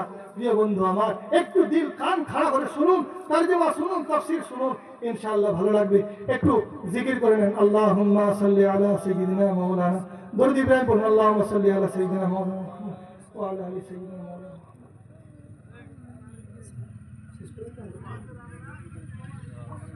শেষ করে দেওয়া লাগবে? বলবো আর কিছু? যদি আপনারা শুনতে চান বলতে থাকবো, আর যদি বলেন শেষ করতে শেষ করে দেবো। বলুন কি বলছেন আপনারা? সুবহানাল্লাহ। কোন জিকির করুন? ইলাহা ইল্লাল্লাহ, সুবহানাল্লাহ।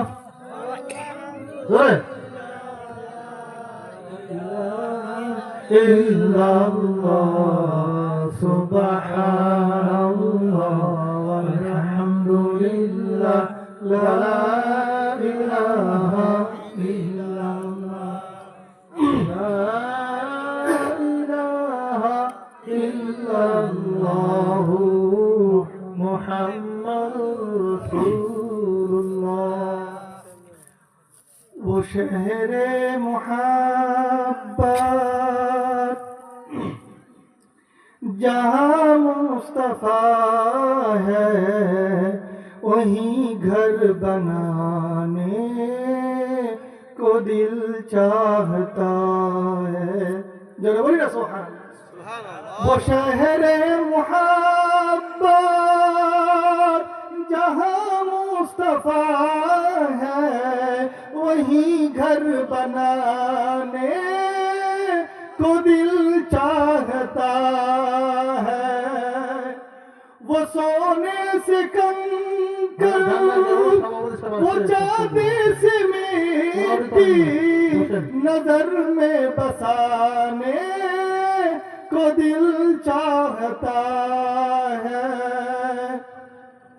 जो पूछा नबी ने कि कुछ घर भी छोड़ा तो सिद्दीक़ अकबर के होठों पे आया। जो पूछा नबी ने कि कुछ घर भी छोड़ा तो सिद्दीक़ अकबर के होठों में आया। वहाँ माल दौलत की क्या है हकीकत जहाँ जा लुटाने को दिल चाहता है। अल्लाहुम्मा सल्ले अला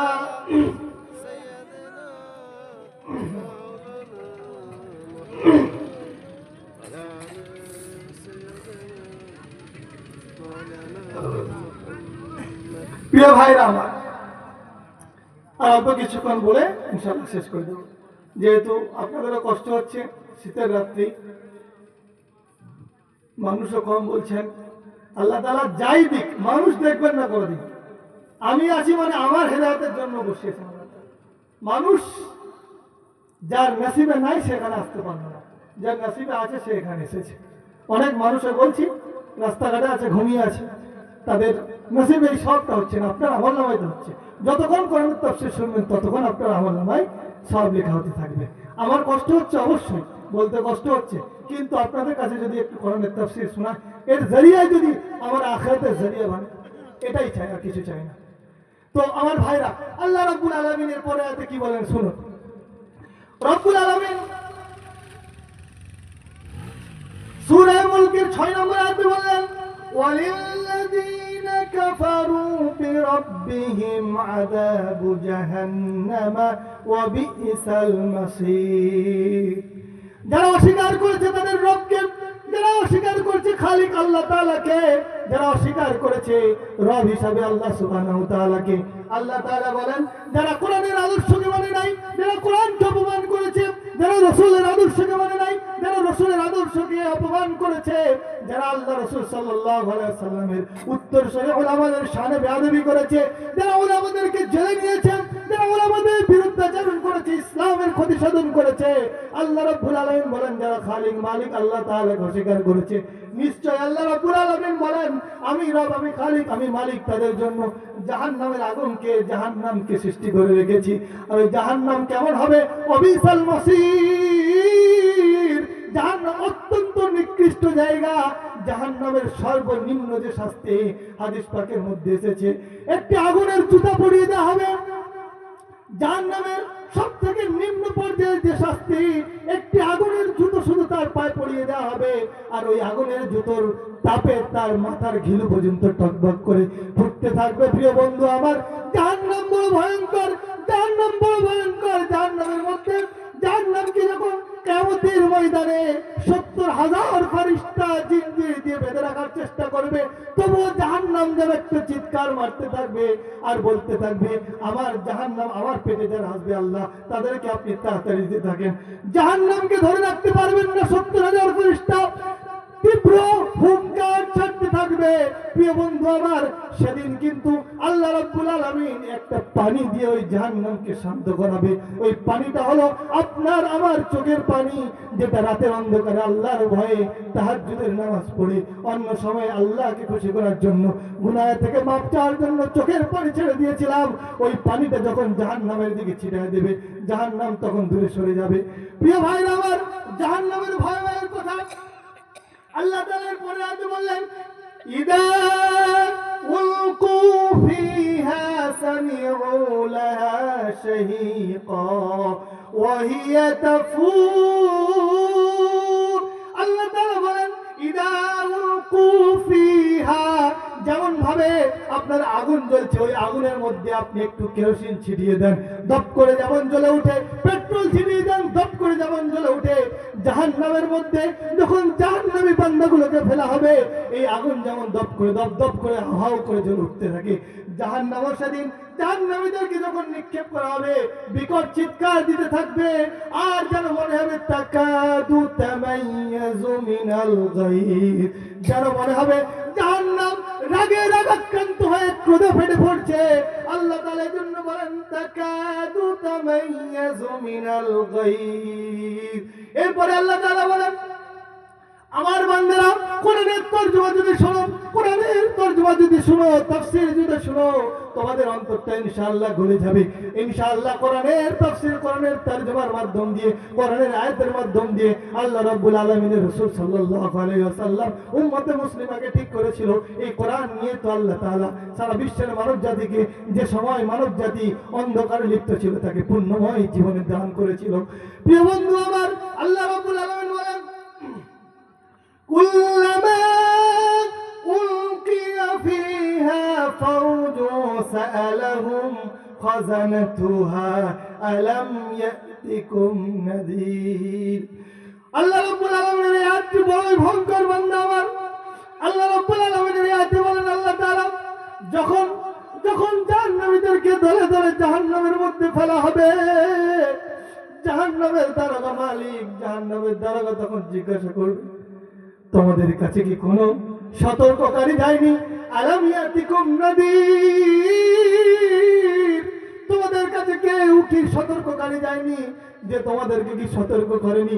জাহান্নাম বলে একটা সৃষ্টি রয়েছে, ভালো আমল করলে জান্নাতে যাবা, ভালো আমল করলে আল্লাহ রাব্বুল আলামিনের সন্তুষ্টি নিয়ে জান্নাতে যাবা, আর খারাপ আমল করলে জাহান্নামে যাবা।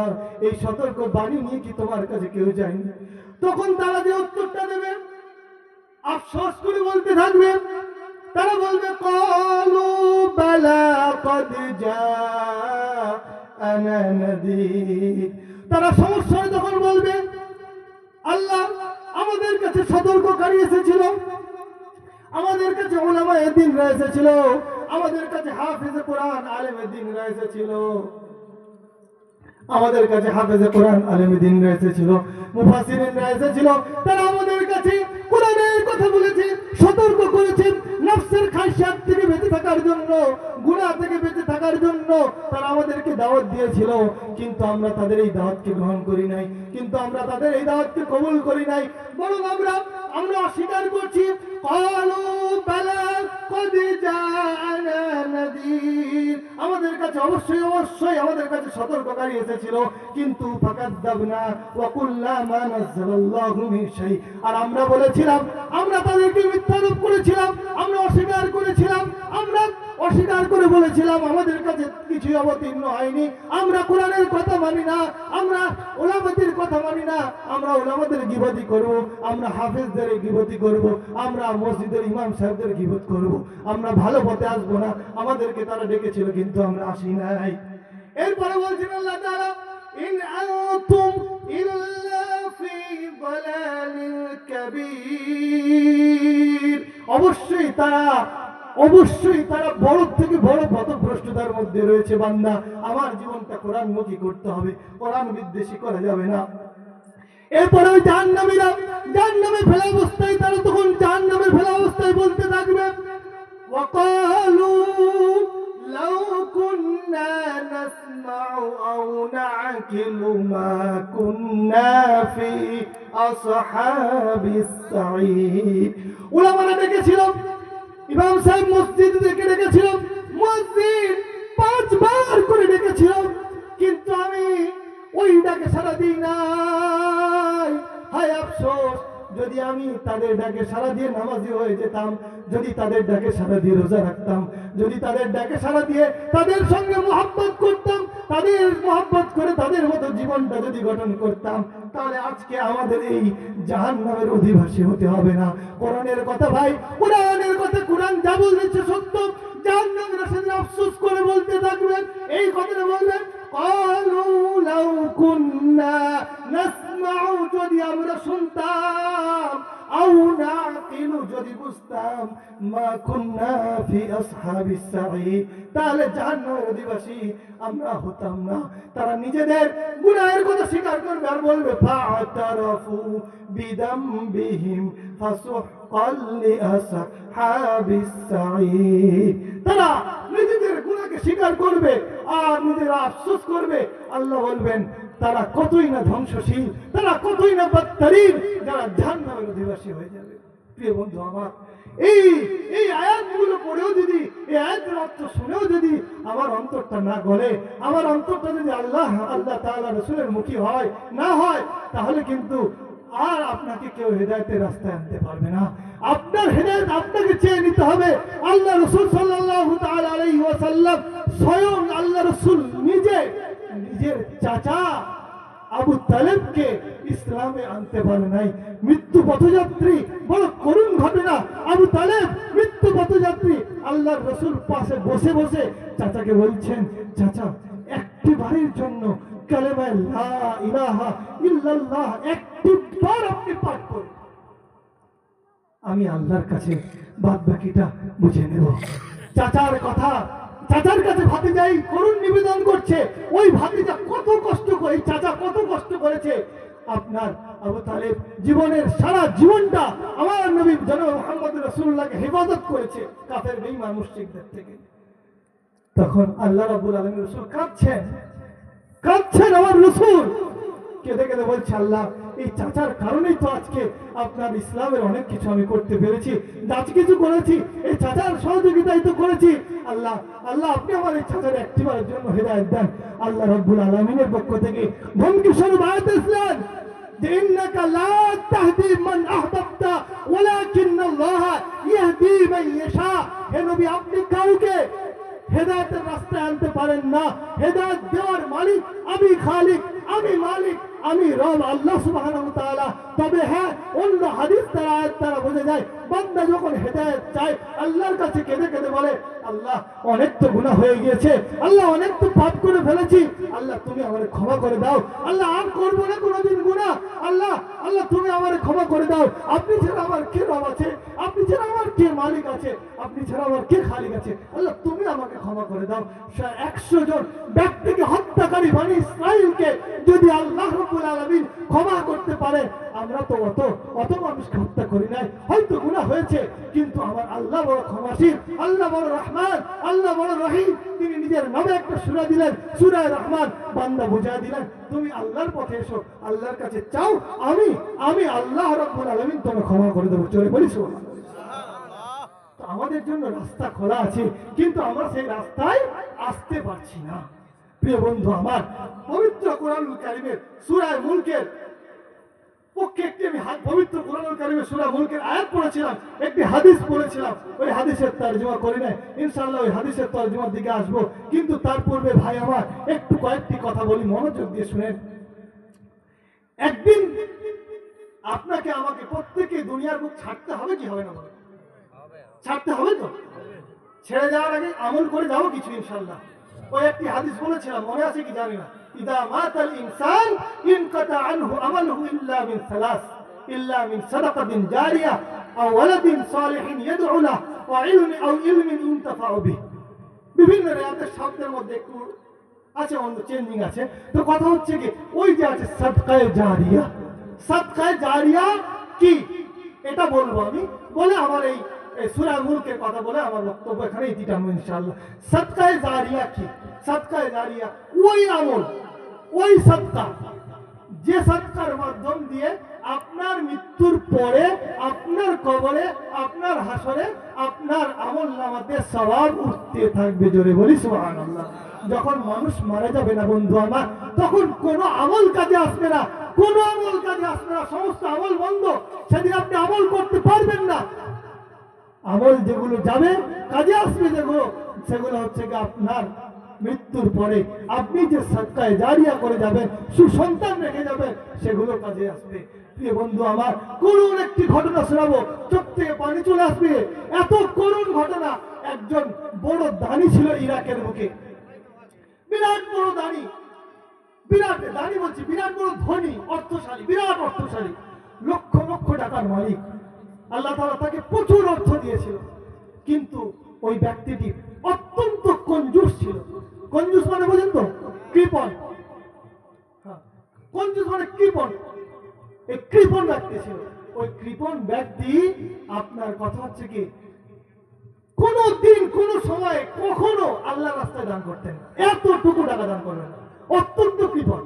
এখন কথা হয়েছে কি, রাজার পক্ষ থেকে ঘোষণা হয়েছে যে রাজ দরবারে প্রতিযোগিতা হবে, যে 5 মিনিট কবরের ভেতরে থাকবে তারে হচ্ছে কি 5 লক্ষ টাকা দেওয়া হবে।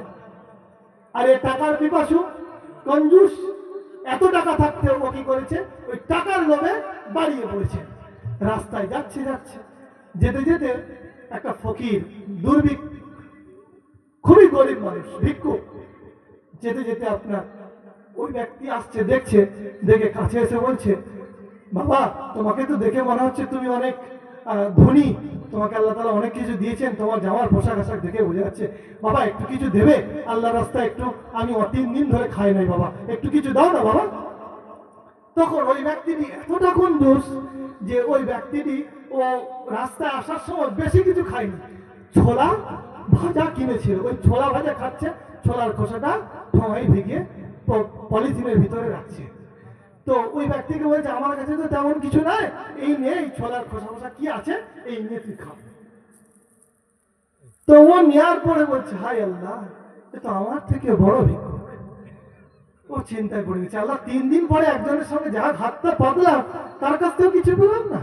তো ওই বান্দাটা কিন্তু ওই যে ভিক্ষুককে এই যে খোলার খোসাটা দিয়েছে, খালিস নিয়েতে দিয়েছে। রাজার দরবারে পৌঁছে গিয়েছে। সংক্ষিপ্ত করে বলি, রাজ দরবারে কবরে প্রতিযোগী নামছে, এক এক করে উঠছে, কেউ 5 মিনিট থাকতে পারছে না। ওই ব্যক্তিটি নেমেছে, নেমে থাকার পরে 5 মিনিট অতিক্রান্ত হয়ে যাচ্ছে। তখন বুঝতে পারছে যে 5 মিনিট অতিক্রান্ত যখন হয়ে গিয়েছে, তাহলে এই ফার্স্ট একে তুলে নাও।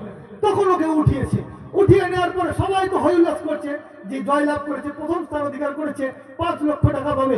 কিন্তু কথা বন্ধু, ওকে যে কবর থেকে তুলেছে, এইদিকে একটু মন দিন, ওকে যে কবর থেকে তুলেছে, কবর থেকে তোলা মাত্রই ও মেরেছে দৌড় বাড়ির দিকে। বাড়ির দিকে দৌড় মেরে বাড়িতে পৌঁছে গিয়ে যেখানে যা টাকা পয়সা ছিল সব কিছু নামাচ্ছে। বিবি বলছে, হ্যাঁ গো কি ব্যাপার, তুমি তো গেলে টাকা আনতে আর এসে এখন টাকা বার করছো, কি ব্যাপার? তখন তখন ওই ব্যক্তিটি যে করুণ ঘটনা শুনিয়েছিল তার বিবিকে বলছে, বিবি আমি তো অনেক টাকার মালিক, আমি তো লাখো লাখো টাকার মালিক, আমার তো কোনো আমল নাই, কিছুই নাই, কিন্তু আমাকে যখন কবরে শোয়া, ওই কবরের প্রতিযোগিতায়, যখন জীবন্ত কবর প্রতিযোগিতায় যখন আমাকে নামানো হয়েছে, আমাকে কবরে শুইয়ে দিয়ে যখন বন্ধ করে দেওয়া হয়েছে, মুনকার নেকির এসে বলছে, ধর ধর ধর, এর জীবনে কোনো আমল নাই, একে ধর, ধরে জাহান্নামে ফেল, এ তো আল্লাহ তাআলা নাফরমানি করেছে, সারা জীবন কঞ্জুসি করেছে, যাকাত দেয় নাই, সাদকা করে নাই, একে ফেল জাহান্নামের আগুনের দিকে, একে নিক্ষেপ কর। তখন সেই মুহূর্তে আল্লাহর পক্ষ থেকে একটা ফেরেশতা এসে বলছে, ও মুনকার নেকির, তুমি একটু দাঁড়িয়ে যাও। কেন কেন দাঁড়িয়ে যাব? বলছে, বান্দা একটু দাঁড়িয়ে যাও। কেন কেন আল্লাহ পক্ষ থেকে অর্ডার এসেছে, আল্লাহ তাআলাকে মাফ করে দিয়েছে। মুনকার নেকির বলে, কি ব্যাপার, কেন মাফ করেছে, কি এমন কথা, কি এমন আমল আছে? বলছে এই ব্যক্তিটি কিছুক্ষণ পূর্বে আল্লাহর রাস্তাতে একজন ভিক্ষুককে ছোলার খোসা দান করে এসেছিল। ওই দানটা ছিল আল্লাহর কাছে অতি উত্তম, আল্লাহর কাছে অনেক প্রিয়। আল্লাহ তাআলা ওর ওই দানের ওসিলায় তারে মাফ করে দিয়েছে। হে বিবি, আমার টাকা পয়সা লাগবে না, আমার টাকা পয়সা সব আমি আল্লাহর রাস্তায় দান করে দেবো। আমি টাকা পয়সা সব কিছুই রাখবো না, আল্লাহর রাস্তায় এতটুকু দানে যদি আল্লাহ তাআলা তারে ক্ষমা করতে পারে, আমরা কি পারবো না এই মাজলিসগুলোকে কায়েম রাখার জন্য, মাদ্রাসার জন্য, মসজিদের জন্য আমরা কি আল্লাহর রাস্তায় কিছু দিতে পারবো না? ইনশাআল্লাহ ভাই, প্রিয় বন্ধু আমার, এর থেকে আর মনে হয় বোঝানোর মতো আমার কাছে কিছু নাই, এর থেকে আর বোঝানোর মতো কিছু নাই। আপনি যে দানটা করবেন, আপনি যে আল্লাহর রাস্তায় খরচটা করবেন, খোদার কসম করে বলছি, আপনি নেক নিয়তে, সালেহ নিয়তে, ইখলাসের নিয়তে আপনি দানটা করুন, ইনশাআল্লাহ আপনি যে অর্থ দেবেন আমার কথার সঙ্গে মিলিয়ে নেন।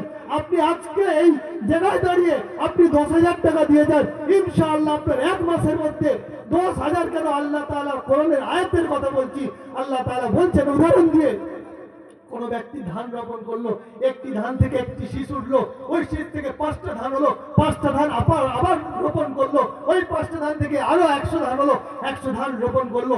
এভাবে করতে করতে বস্তা বস্তা, কুইন্টাল কুইন্টাল ধান হতে থাকবে। তো আল্লাহর রাস্তায় একটি টাকা যদি কেউ খুলুসিয়াতের সঙ্গে দান করে, ওই রকম ভাবে বাড়তে বাড়তে তার আমল নামায় লক্ষ লক্ষ সওয়াব রাখা হতে থাকে। ধরে বলি না, তো 10,000 টাকা আপনি দিয়ে যান, আল্লাহ আপনাকে অনেক অনেক অনেক ইনশাআল্লাহ বরকত দান করবেন, ইনশাআল্লাহ, খোদার কসম, ইনশাআল্লাহ বরকত দান করবেন। যারাই দান করেন, আপনি দেখে নেন আপনার সমাজে যারাই দান করেন তাদেরকে আল্লাহ তাআলা অর্থ বেশি দেন। কি বলছেন, ভুল বললাম? যারাই দান করেন, আপনি যেখানেই দেখবেন সমাজে যারাই আলেম উলামাদের খিদমত করে, আলেম উলামাদেরকে জামাত আসলে যাদেরকে যারা হচ্ছে মেহমানদারি করে, সময় দেয়, অর্থ দেয়, মসজিদ মাদ্রাসা জালসা খানকা দরগা এগুলো খাতে যারাই অর্থ দান করে, আল্লাহ তাআলা তাদের অর্থের মধ্যে বারাকা ঢেলে দেন, বারাকার উপরে বারাকা, অর্থ বাড়তেই থাকে, কমতে থাকে না। বান্দা আল্লাহর কোরআনে বিশ্বাস যদি থাকে, রাসূলের হাদিসে বিশ্বাস যদি থাকে, আপনার অর্থে কমই আসবে না ইনশাআল্লাহ। একজন একটু হাত তুলে দেখায় 10,000 টাকা আল্লাহর রাস্তায় দেবো, একজন হাত তুলুন, ইনশাআল্লাহ দোয়া করবো ইনশাআল্লাহ আপনাদের জন্য। মুসাফিরের দোয়া কবুল হয় বলে থাকেন, হাদিসের মতো এসেছে। আমি মুসাফির বহু দূর থেকে এসেছি, আপনাদের জন্য দোয়া করবো। একজন তালিবে ইলম, এখনো পড়াশোনা করছি, খাদিম, তো আপনাদের জন্য দোয়া করবো। প্রিয় ভাইরা আমার, আল্লাহর রাস্তায় একটা মানুষ আমি চাচ্ছি যে 10,000 টাকা দেবেন। পারবেন না কেউ আল্লাহর রাস্তায় 10,000 টাকা দিতে?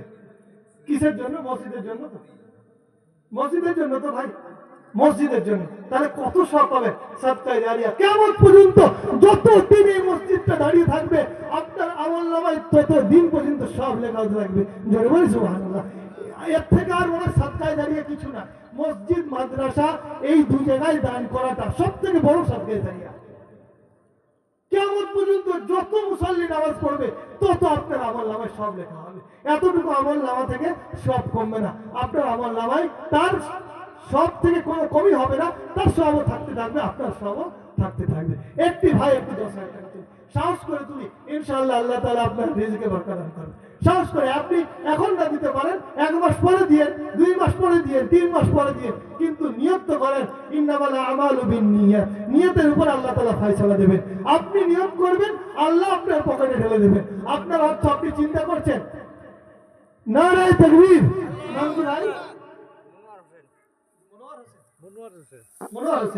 মনোয়ার হোসেন ভাই, জোরে বলে জিন্দাবাদ, লিখে নেন খাতায়, মনোয়ার হোসেন ভাই জিন্দাবাদ। আল্লাহ তাআলা তার মালে অর্থ সম্পদে দান করে, বারাকা দান করে, একটু দোয়া করি, আল্লাহুম্মা আমিন। রব্বুল আলামিন, মাওলায়ে কারীম, আল্লাহ তোমার গুনাহগার বান্দা আমি, আল্লাহ আপনার বড় গুনাহগার বান্দা, গুনাহের বোঝা মাথায় নিয়ে হাত তুলেছি গো মাওলা, আপনার একজন বান্দা, আপনাকে ভালোবেসে আপনার মসজিদের জন্য, আপনার দ্বীনের জন্য, দ্বীনকে কায়েম রাখার জন্য আপনার রাস্তায় 10,000 টাকা দান করেছে গো আল্লাহ। এই মনোয়ার ভাইয়ের দানটাকে আপনি বেইনতিয়া কবুল ও মঞ্জুর করে নাও। পৃথিবীর কোনো মানুষকে দেখানোর জন্য দান করে নাই, এই আল্লাহ এই মজলিস থেকে আপনি সাক্ষী থাকুন, আপনারে খুশি করার জন্য, আপনার মসজিদ, আপনার ঘর বাইতুল্লাহ, আপনার ঘরকে কায়েম দায়েম রাখার জন্য, মজবুত করার জন্য আল্লাহ আপনার রাস্তায় আল্লাহ 10,000 টাকা দান করেছে গো আল্লাহ। তার এই 10,000 টাকাকে আপনি কবুল মঞ্জুর করে নেন আল্লাহ, বিনতে কবুল করে নেন। তার ঈমান আমলে, তার রিজকের মধ্যে আপনি ভরপুর বারাকা দান করুন। তার সন্তান সন্ততি, তার আহলে বায়াত, আহলে পরিবার বর্গ আমলের মধ্যে বারাকা দান করুন। তাদের রিজকের মধ্যে বারাকা দান করুন। তাদের চাষাবাসের মধ্যে বারাকা দান করুন। ব্যবসা বাণিজ্যের মধ্যে বারাকা দান করুন আল্লাহ। ভরপুর বারাকা দিয়ে আপনার খুলুসিয়াতের সঙ্গে দিনের জীবন কাটিয়ে আখিরাতমুখী হতে পারে সেই তৌফিক আপনি দান করুন। রব্বানা হাব লানা মিন আজওয়াজিনা ওয়া যুররিয়াতিনা কুররাতা আয়ুন ওয়াজআলনা লিল মুত্তাকিনা ইমামা বিরহমাতিকা ইয়া আরহামার রাহিমিন। প্রিয় ভাইরা আমার, আরেকজন বান্দা এরকম প্রত্যেকের জন্য ছোট ছোট করে দোয়া করবো। আরেকজন বান্দা একটু সাহস করে 10,000 টাকা তুলুন না হাতটা, ইনশাআল্লাহ আল্লাহ তাআলা বিফলে দেবেন না। আমি আপনাদের কাছে গ্যারান্টি সহকারে বলতে পারি, আপনি যখনই দান করবেন, আমি আমার জীবনে একটি ছোট্ট কথা বলি, আপনাদেরকে একটু ছোট্ট কথা বলি। আমি হচ্ছে গিয়ে নিজে যখন ইফতা পড়ি, মুফতি যে ক্লাসটা, সেই ক্লাসে যখন পড়ি, বছরের শেষের দিকে খুব চিন্তা, টাকা পয়সা নাই, হারাঘাত হয়ে যাচ্ছে, কি করব, আল্লাহর কাছে কাঁদছি। তাহাজ্জুদের নামাজ পড়ি, নামাজ এমনি নামাজে যখন তখন কাঁদি আল্লাহ তাআলার কাছে।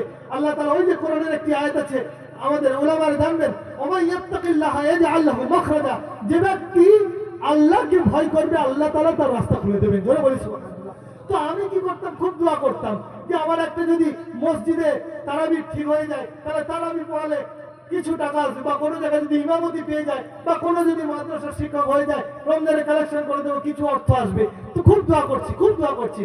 কিন্তু আমি মনে মনে একটা হতাশা হলাম যে আল্লাহ কি আমার দোয়া কবুল করলো না। এমনি দেখতে দেখতে পয়লা রমজান এসে যায়।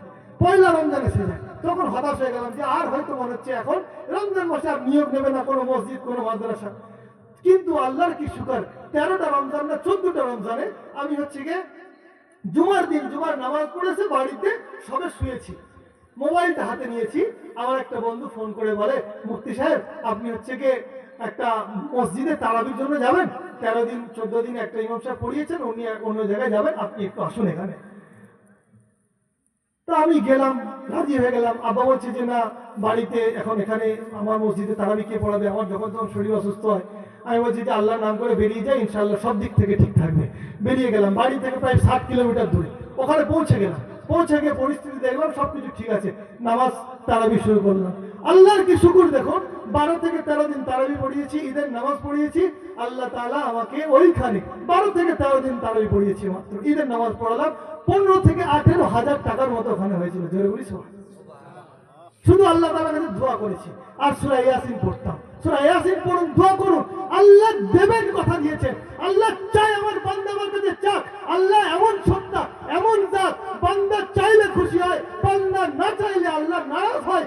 বান্দার কাছে চাইলে বান্দাকে আল্লাহ তাআলা দেন। কেন আমি হাত তুলতে পারছি না, কেন আমি সাহস করে বলতে পারছি না? আরে আমার এই অর্থটা তো আমার নয়। এখনই যদি আমার চোখটা বন্ধ হয়ে যায়, হায় রে আমি কি চিন্তা করছি, আমার চোখটা যদি এখনই বন্ধ হয়ে যায়, আমার সন্তান উপভোগ করবে, আমার সন্তানের সন্তান উপভোগ করবে, আমার জন্য কিছুই যাবে না। এই মুহূর্তে আপনি যে অর্থটা দিয়ে যাবেন, সেই অর্থটা আপনার জন্য সাথে যাবে, সেই অর্থটা মসজিদে কাজে লাগবে, মসজিদ থেকে সাদগায়ে জারিয়া হবে।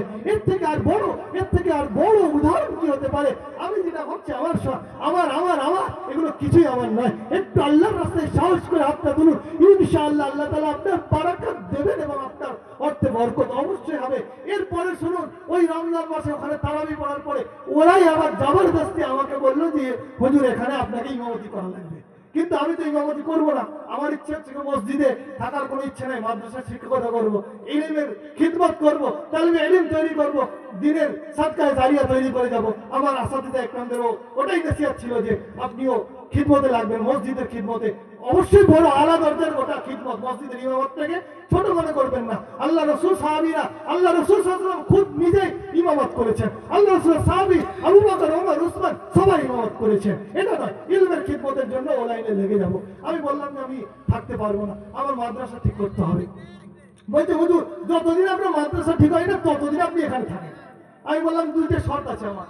কি শর্ত? আমি বললাম একটা শর্ত হচ্ছে কি, আমার যখনই কোনো মাদ্রাসার সন্ধান আসবে, সেটা 2 দিন হোক, 5 দিন হোক, আর 10 দিন হোক, আর 1 মাস হোক, আমি কিন্তু তখনই চলে যাব, কিন্তু আপনারা বাধা দিতে পারবেন না।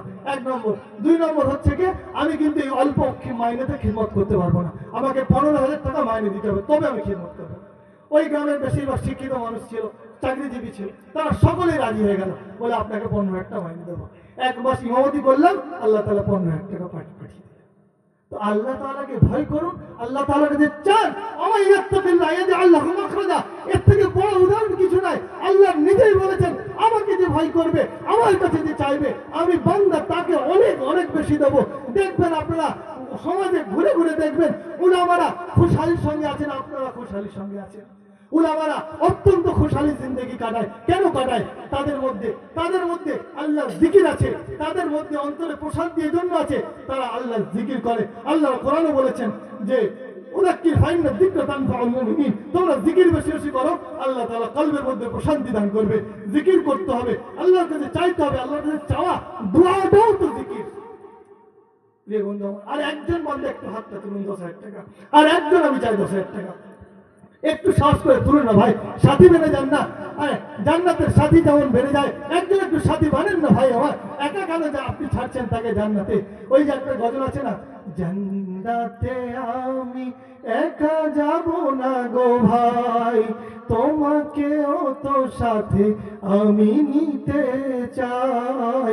জান্নাতে আমি একা যাব না গো ভাই, তোমাকেও সাথে যে আমি নিতে চাই। একটা ভাই জান্নাতের সাথী হতে চায় না? এতগুলো মানুষ আছেন, আপনারা একটা হাত তুলে যাবে না? আচ্ছা ঠিক আছে, 10,000 টাকা না হয় 5,000 টাকা করে 2 জন হাত তুলুন। এবার তো পাওয়া সম্ভব ইনশাআল্লাহ।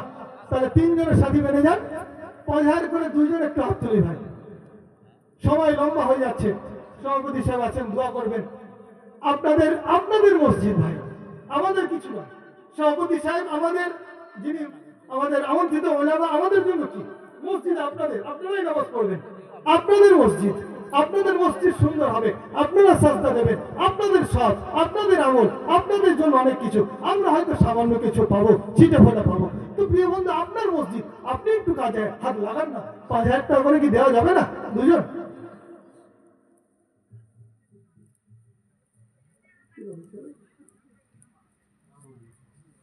আলহামদুলিল্লাহ, আল্লাহ তাআলা আমাদের এই ভাইকে কবুল করুক। কি নাম? একবার তাকবীর দি, নারে তাকবীর, মন খুলে দি, নারে তাকবীর। সুরুজ্জামান ভাই জিন্দাবাদ, সুরুজ্জামান ভাই জিন্দাবাদ। আল্লাহ তাআলা সুরুজ্জামান ভাইয়ের মালের মধ্যে, সম্পদের মধ্যে ভরপুর বারাকা দান করে, সকলে বলে আল্লাহুম্মা আমিন। তার ব্যবসার মধ্যে, তার কর্মের মধ্যে, তার দেহের মধ্যে, তার পরিবারের মধ্যে, সমস্ত কিছুর মধ্যে সুস্থতার সঙ্গে নিয়ামত দিয়ে ভরপুর করে রিজিকের মধ্যে বারাকা দান করে, সকলে আল্লাহুম্মা আমিন। প্রিয় ভাইরা আমার, আপনাদেরকে বেশি জবরদস্তি করবো না, মনের খুশিতে দেন। জবরদস্তি আমি বেশি কিছু করবো না। আপনারা হয়তো ভাবছেন যে হুজুর ছাড়ছেন না, আমি ছেড়েই দিচ্ছি। আপনারা যে যা পারবেন দয়া করে নামটা লেখান। কেউ এখান থেকে যে কজনই আছে, আপনারা কেউ যদি 10 টাকাও পারেন, 20 টাকাও পারেন, 1000 টাকা পারেন, 100 টাকা পারেন, 2000 টাকা পারেন, যা পারেন দিয়ে যান, লিখে যান। সকলে আসুন, সকলে এক এক করে আসুন, দিয়ে যান, লিখে যান। ইনশাআল্লাহ কত? 2,000। নাম কি ভাই? রফিকুল ইসলাম ভাই, সকলে বলে জিন্দাবাদ।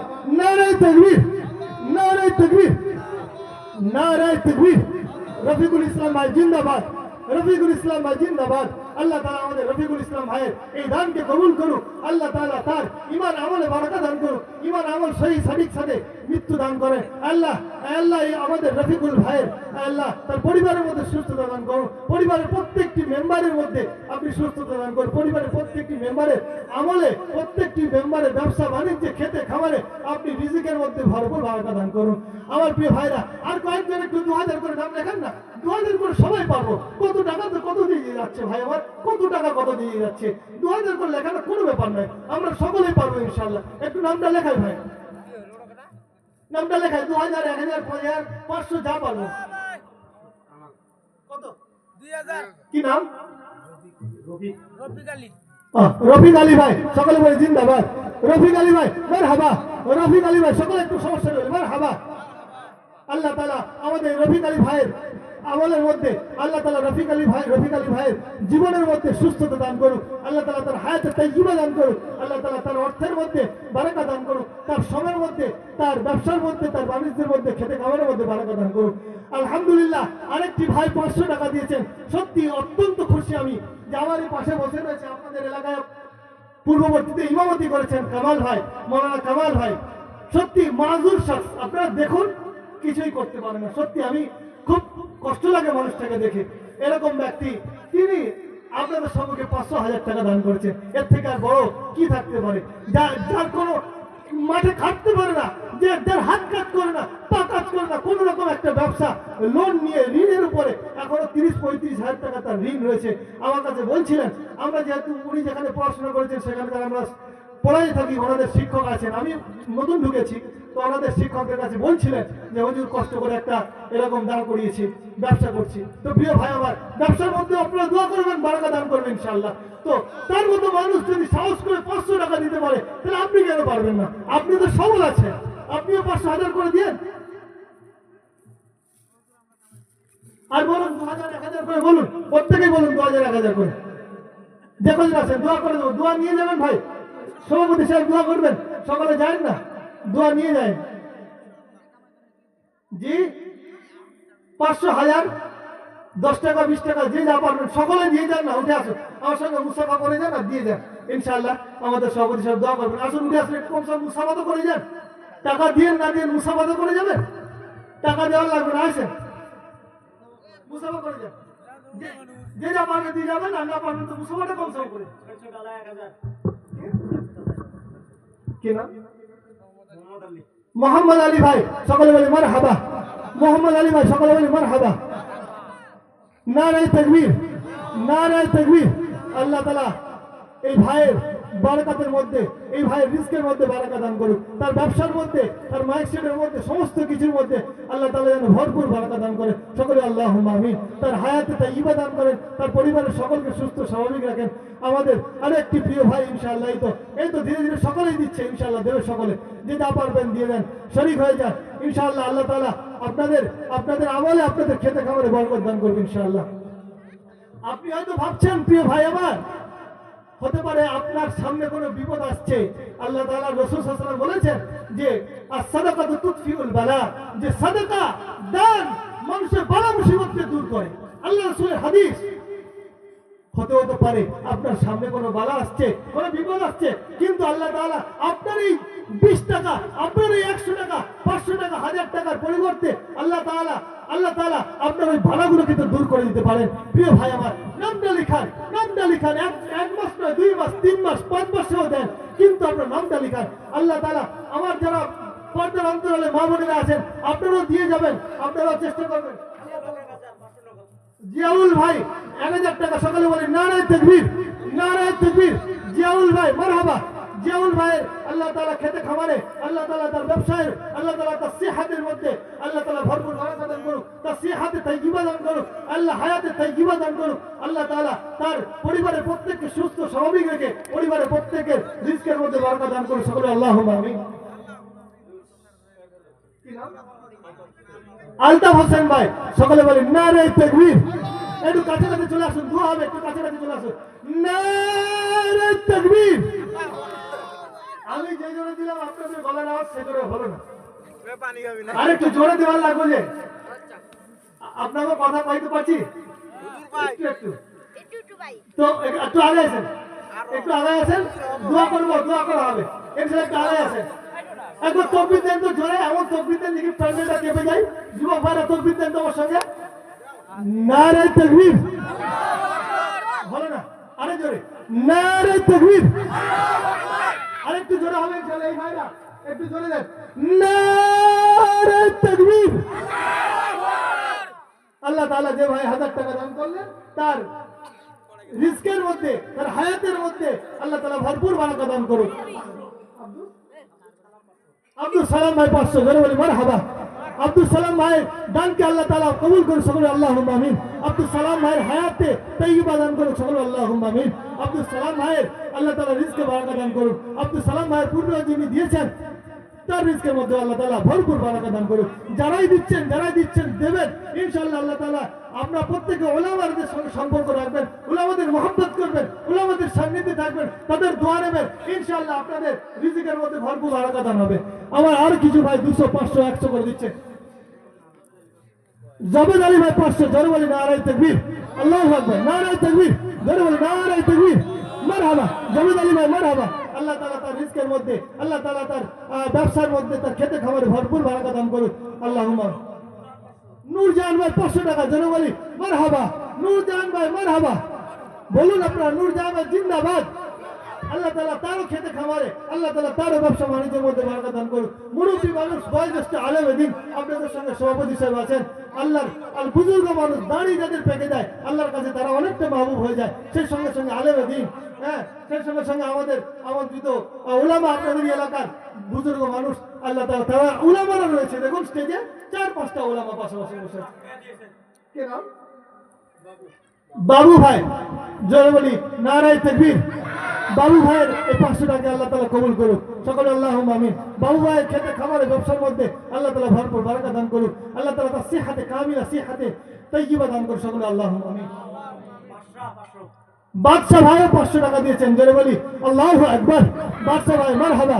বাদশা ভাইয়ের খেতে খামারে সবকিছুতে আল্লাহ তাআলা বরকত দান করুন, আল্লাহুম্মা আমিন।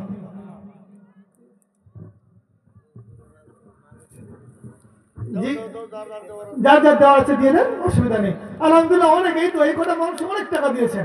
আমি বলি না, ওই যে একটা কথা আছে আমাদের বুজুর্গরা দিনরা বলে থাকেন,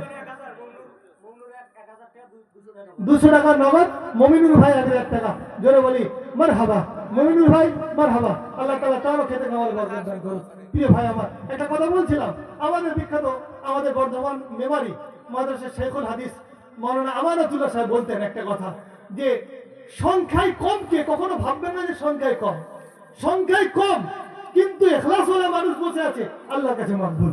তার সবথেকে বদরের যুদ্ধের উদাহরণটা সবথেকে উৎকৃষ্ট। 313 জন হাজারের মোকাবিলা করেছে, তাদের 3 ডবল ব্যক্তির সম্মুখে 313 জন মোকাবিলা করেছে, কিন্তু জয়লাভ করেছে এই 313 জন। হাজারে ক্ষমতা কাজে আসে নাই, সংখ্যা কাজে আসবে না, অল্প সংখ্যায় বেশি কামিয়াব হবে, অল্প সংখ্যায় বেশি মকবুল হবে ইনশাআল্লাহ। আপনাদের এই মাহফিল বেইনতিহা কবুল হয়েছে, কারণ উলামাদের সান্নিধ্যে আপনারা দেখতে পাচ্ছেন কোন ওয়াজ মাহফিলের শেষ পর্যন্ত উলামারা থাকে না, বেশিরভাগ উলামারা সবাই চলে যান। আপনাদের মহব্বতের ভাই দেখুন এখনো পর্যন্ত এত রাত পর্যন্ত আছে, আমাদের সভাপতি সাহেব বয়স্ক মানুষ তিনিও আছেন। তো আল্লাহ তাআলা আমাদেরকে যা কিছু বললাম, যা কিছু শুনলাম, যা কিছু বললাম, মারফত আলী ভাই 1 মণ ধান, জোরে বলি মারহাবা। মারফত আলী ভাইয়ের রিজকের মধ্যে আল্লাহ তাআলা ভরপুর বারাকা দান করুন, আল্লাহ তাআলা তার রিজকের মধ্যে, তার ব্যবসার মধ্যে, খেতে খাওয়ার মধ্যে আল্লাহ তাআলা ভরপুর বারাকা দান করুন।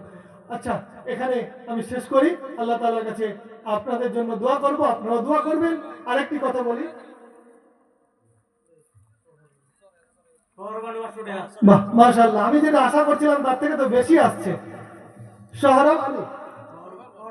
শহর বানু মহিলা, যাক আলহামদুলিল্লাহ, মা ফাতেমার মতো একজন মহিলা যিনি মা ফাতেমার মতো দান করে গেল।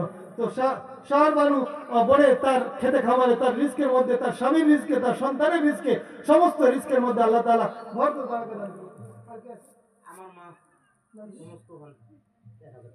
আমাদের সুরুজ্জামান ভাইয়ের মাও থাকতে না পারে 1000 টাকা পাঠিয়েছে। আল্লাহ তাআলা আমাদের মায়েদের এই দানগুলোকে কবুল করুন। আমাদের এই মায়েদেরকে আল্লাহ তাআলা জান্নাতে ফাতেমার পাশে, জান্নাতে মা আয়েশার পাশে, খাদিজার পাশে আল্লাহ তাআলা স্থান করে দিক। আমরা প্রত্যেকে দোয়া করব আল্লাহ তাআলা তাদের এই দানগুলোকে যেন কবুল করেন।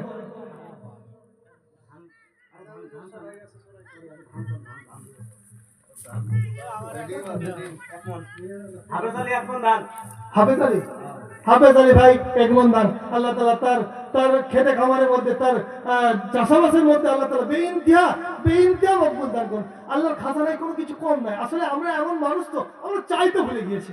দেখুন ওলামারা চাই, ওলামারা আল্লাহর গায়বের খাজানা থেকে পেয়ে যায়। আপনিও চাইন না, তাকে চাইতে কে নিষেধ করেছে? চান আল্লাহর কাছে, আল্লাহর কাছে চাইবেন, আল্লাহ তাআলা দেবেন। আপনি চান ইনশাআল্লাহ দেবে। মানুষের কাছে বলতে নিজেকে ছোট মনে হবে, কিন্তু আল্লাহর কাছে বলতে সত্যি বলতে এতটুকু ছোট মনে হবে না।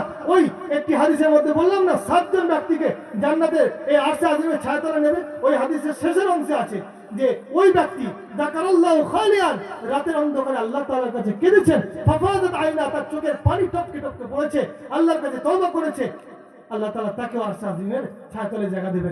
আমরাও পেতে পারি। আমরাও কোনোদিন ভাববো না যে আল্লাহর রিজকের মধ্যে, আল্লাহর অসীম, আল্লাহর খাজানার মধ্যে কোনো কিছুই কমি নেই। রেজাউল হক ভাই আকবর, মাশাআল্লাহ, রেজাউল হক ভাই দানকে আল্লাহ তাআলা কবুল করুক, সকলে আল্লাহুম্মা আমিন। আর ভাইরা দেন, ধান টান কি আছে দিয়ে দেন, সময় অনেক লম্বা হয়ে যাচ্ছে। আর সাবিয়া খাতুন 1 লাখ সিমেন্ট, আল্লাহ তাআলা আমাদের এই বোনদের, এই মায়েদের, এই খালাদের, এই ফুফুদের দানকে কবুল করুক, সকলে বলে আল্লাহুম্মা আমিন। তাদের খেতে খামারে, তাদের সন্তানদের, তাদের স্বামী খেতে খামারে আল্লাহ তাআলা বরকত দান করুক।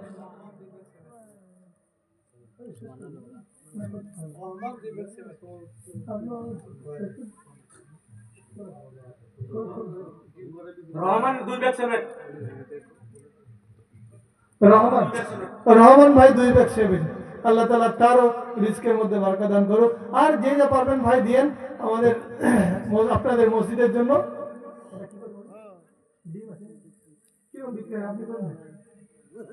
আপনাদের এদিকে তো আমি কোথাও জানা নেই কেমন কি করে।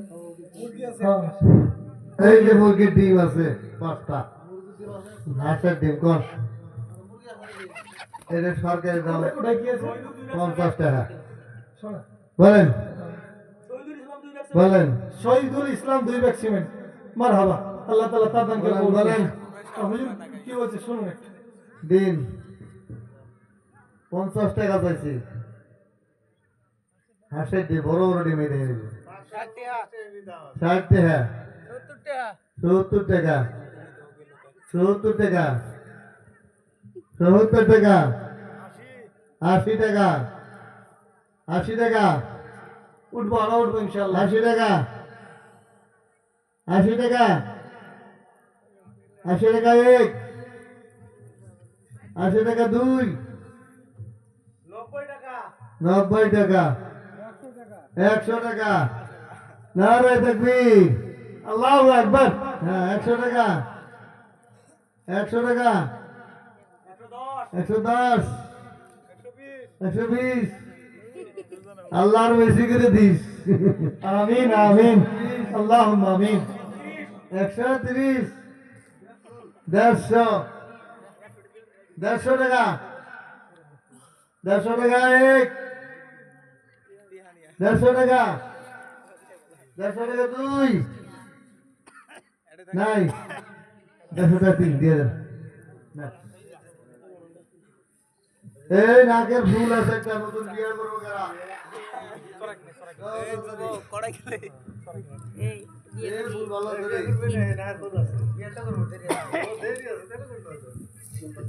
জি, আজকে নিয়ে যাও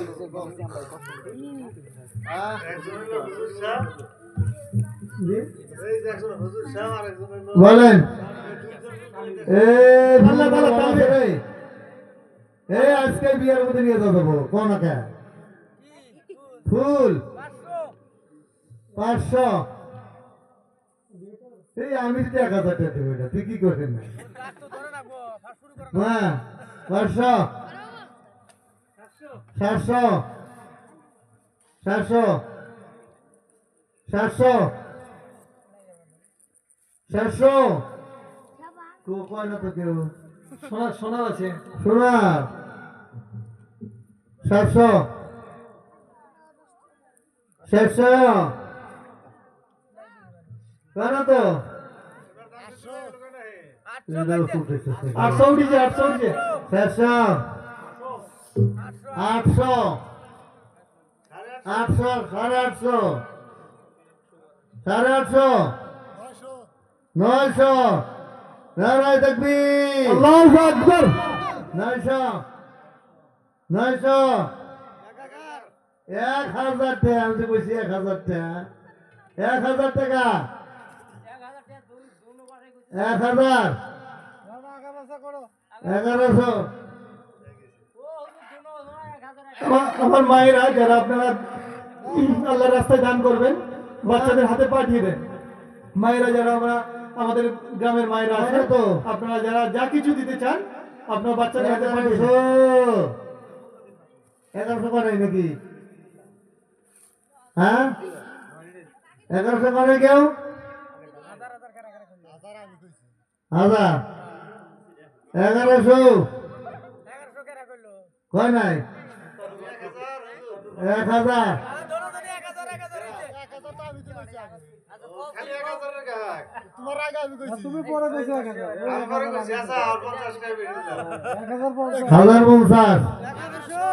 1100 নারায়ে তাকবীর, নারায়ে তাকবীর। 11,500 1200 এতক্ষণে বিয়ার গাছ বাড়াইছে রে। 1200 5000 আমার নতুন বিয়ে করস না। 1200 কান করিস না কিন্তু। 1201 1202 আর কোন দেখি 1202 1203 ধরো কষ্ট হয় আল্লাহর ঘরের জিনিস। বিয়ে করেন নাই নাকি? বিয়ে করছ নাই? সকলে দোয়া করেন যে আল্লাহ তাআলা যেন একজন পুণ্যবতী স্ত্রী দান করেন। সকলে বলি হ্যাঁ, মুরগি দান মনে করতেন। এই টাকা করে করে মাশাআল্লাহ। এই যে মুরগি একদম তরুতাজা। হ্যাঁ তরুতাজা মুরগি এটা 500 টাকা। কত খাই 100 300 300 300 300 মুরগির দাম বেশি কয় না রে। 300 300 350 350 এদিকে ঘুরে দেন। হ্যাঁ এদিকে। 350 350 ফটাফট করবো আল্লাহর ঘরে জিনিস। হ্যাঁ হ্যাঁ 350 350 এক 350 দুই 350 তিন নিয়ে দে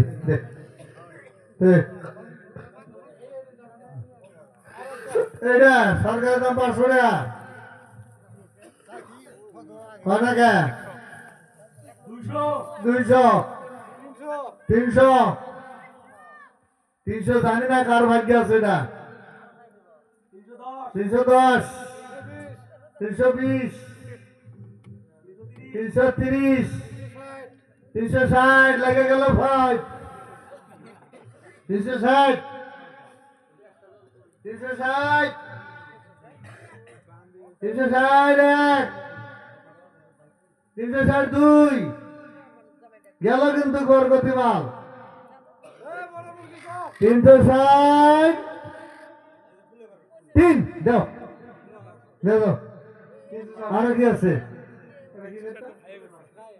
ফুলে 1200। মাশাআল্লাহ। কোন নাম যায় ফটাফট কোন এটা ফুলে 1200।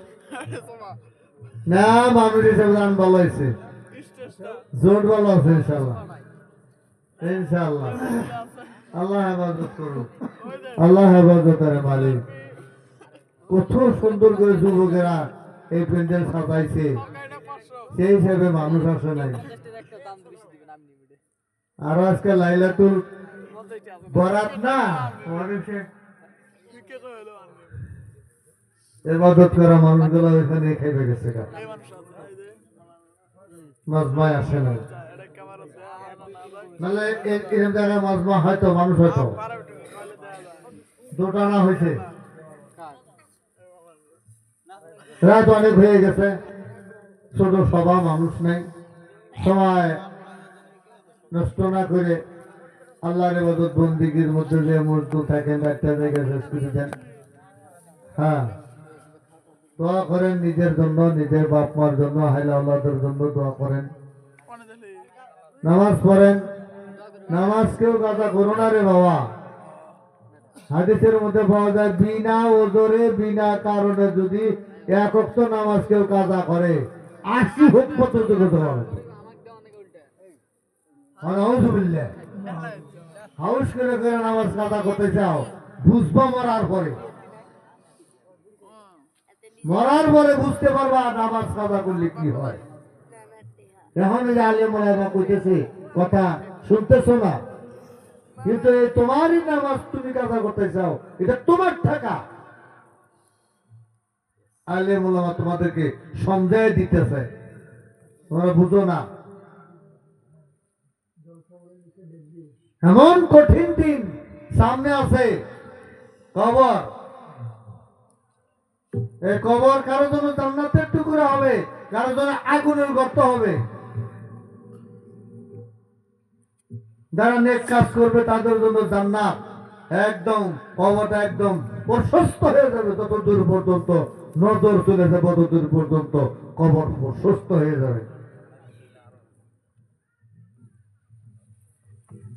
আল্লাহ হেফাজত করুক। আমরা চালানি আল্লাহ কারা নাকি? আল্লাহ চালাইব, আল্লাহর দিন, আল্লাহর কাম, আল্লাহর ঘর। আল্লাহ আসেন, দুই একজন সিমেন্ট টিমেন্ট দেন, আল্লাহ যদি থাকেন তো কন।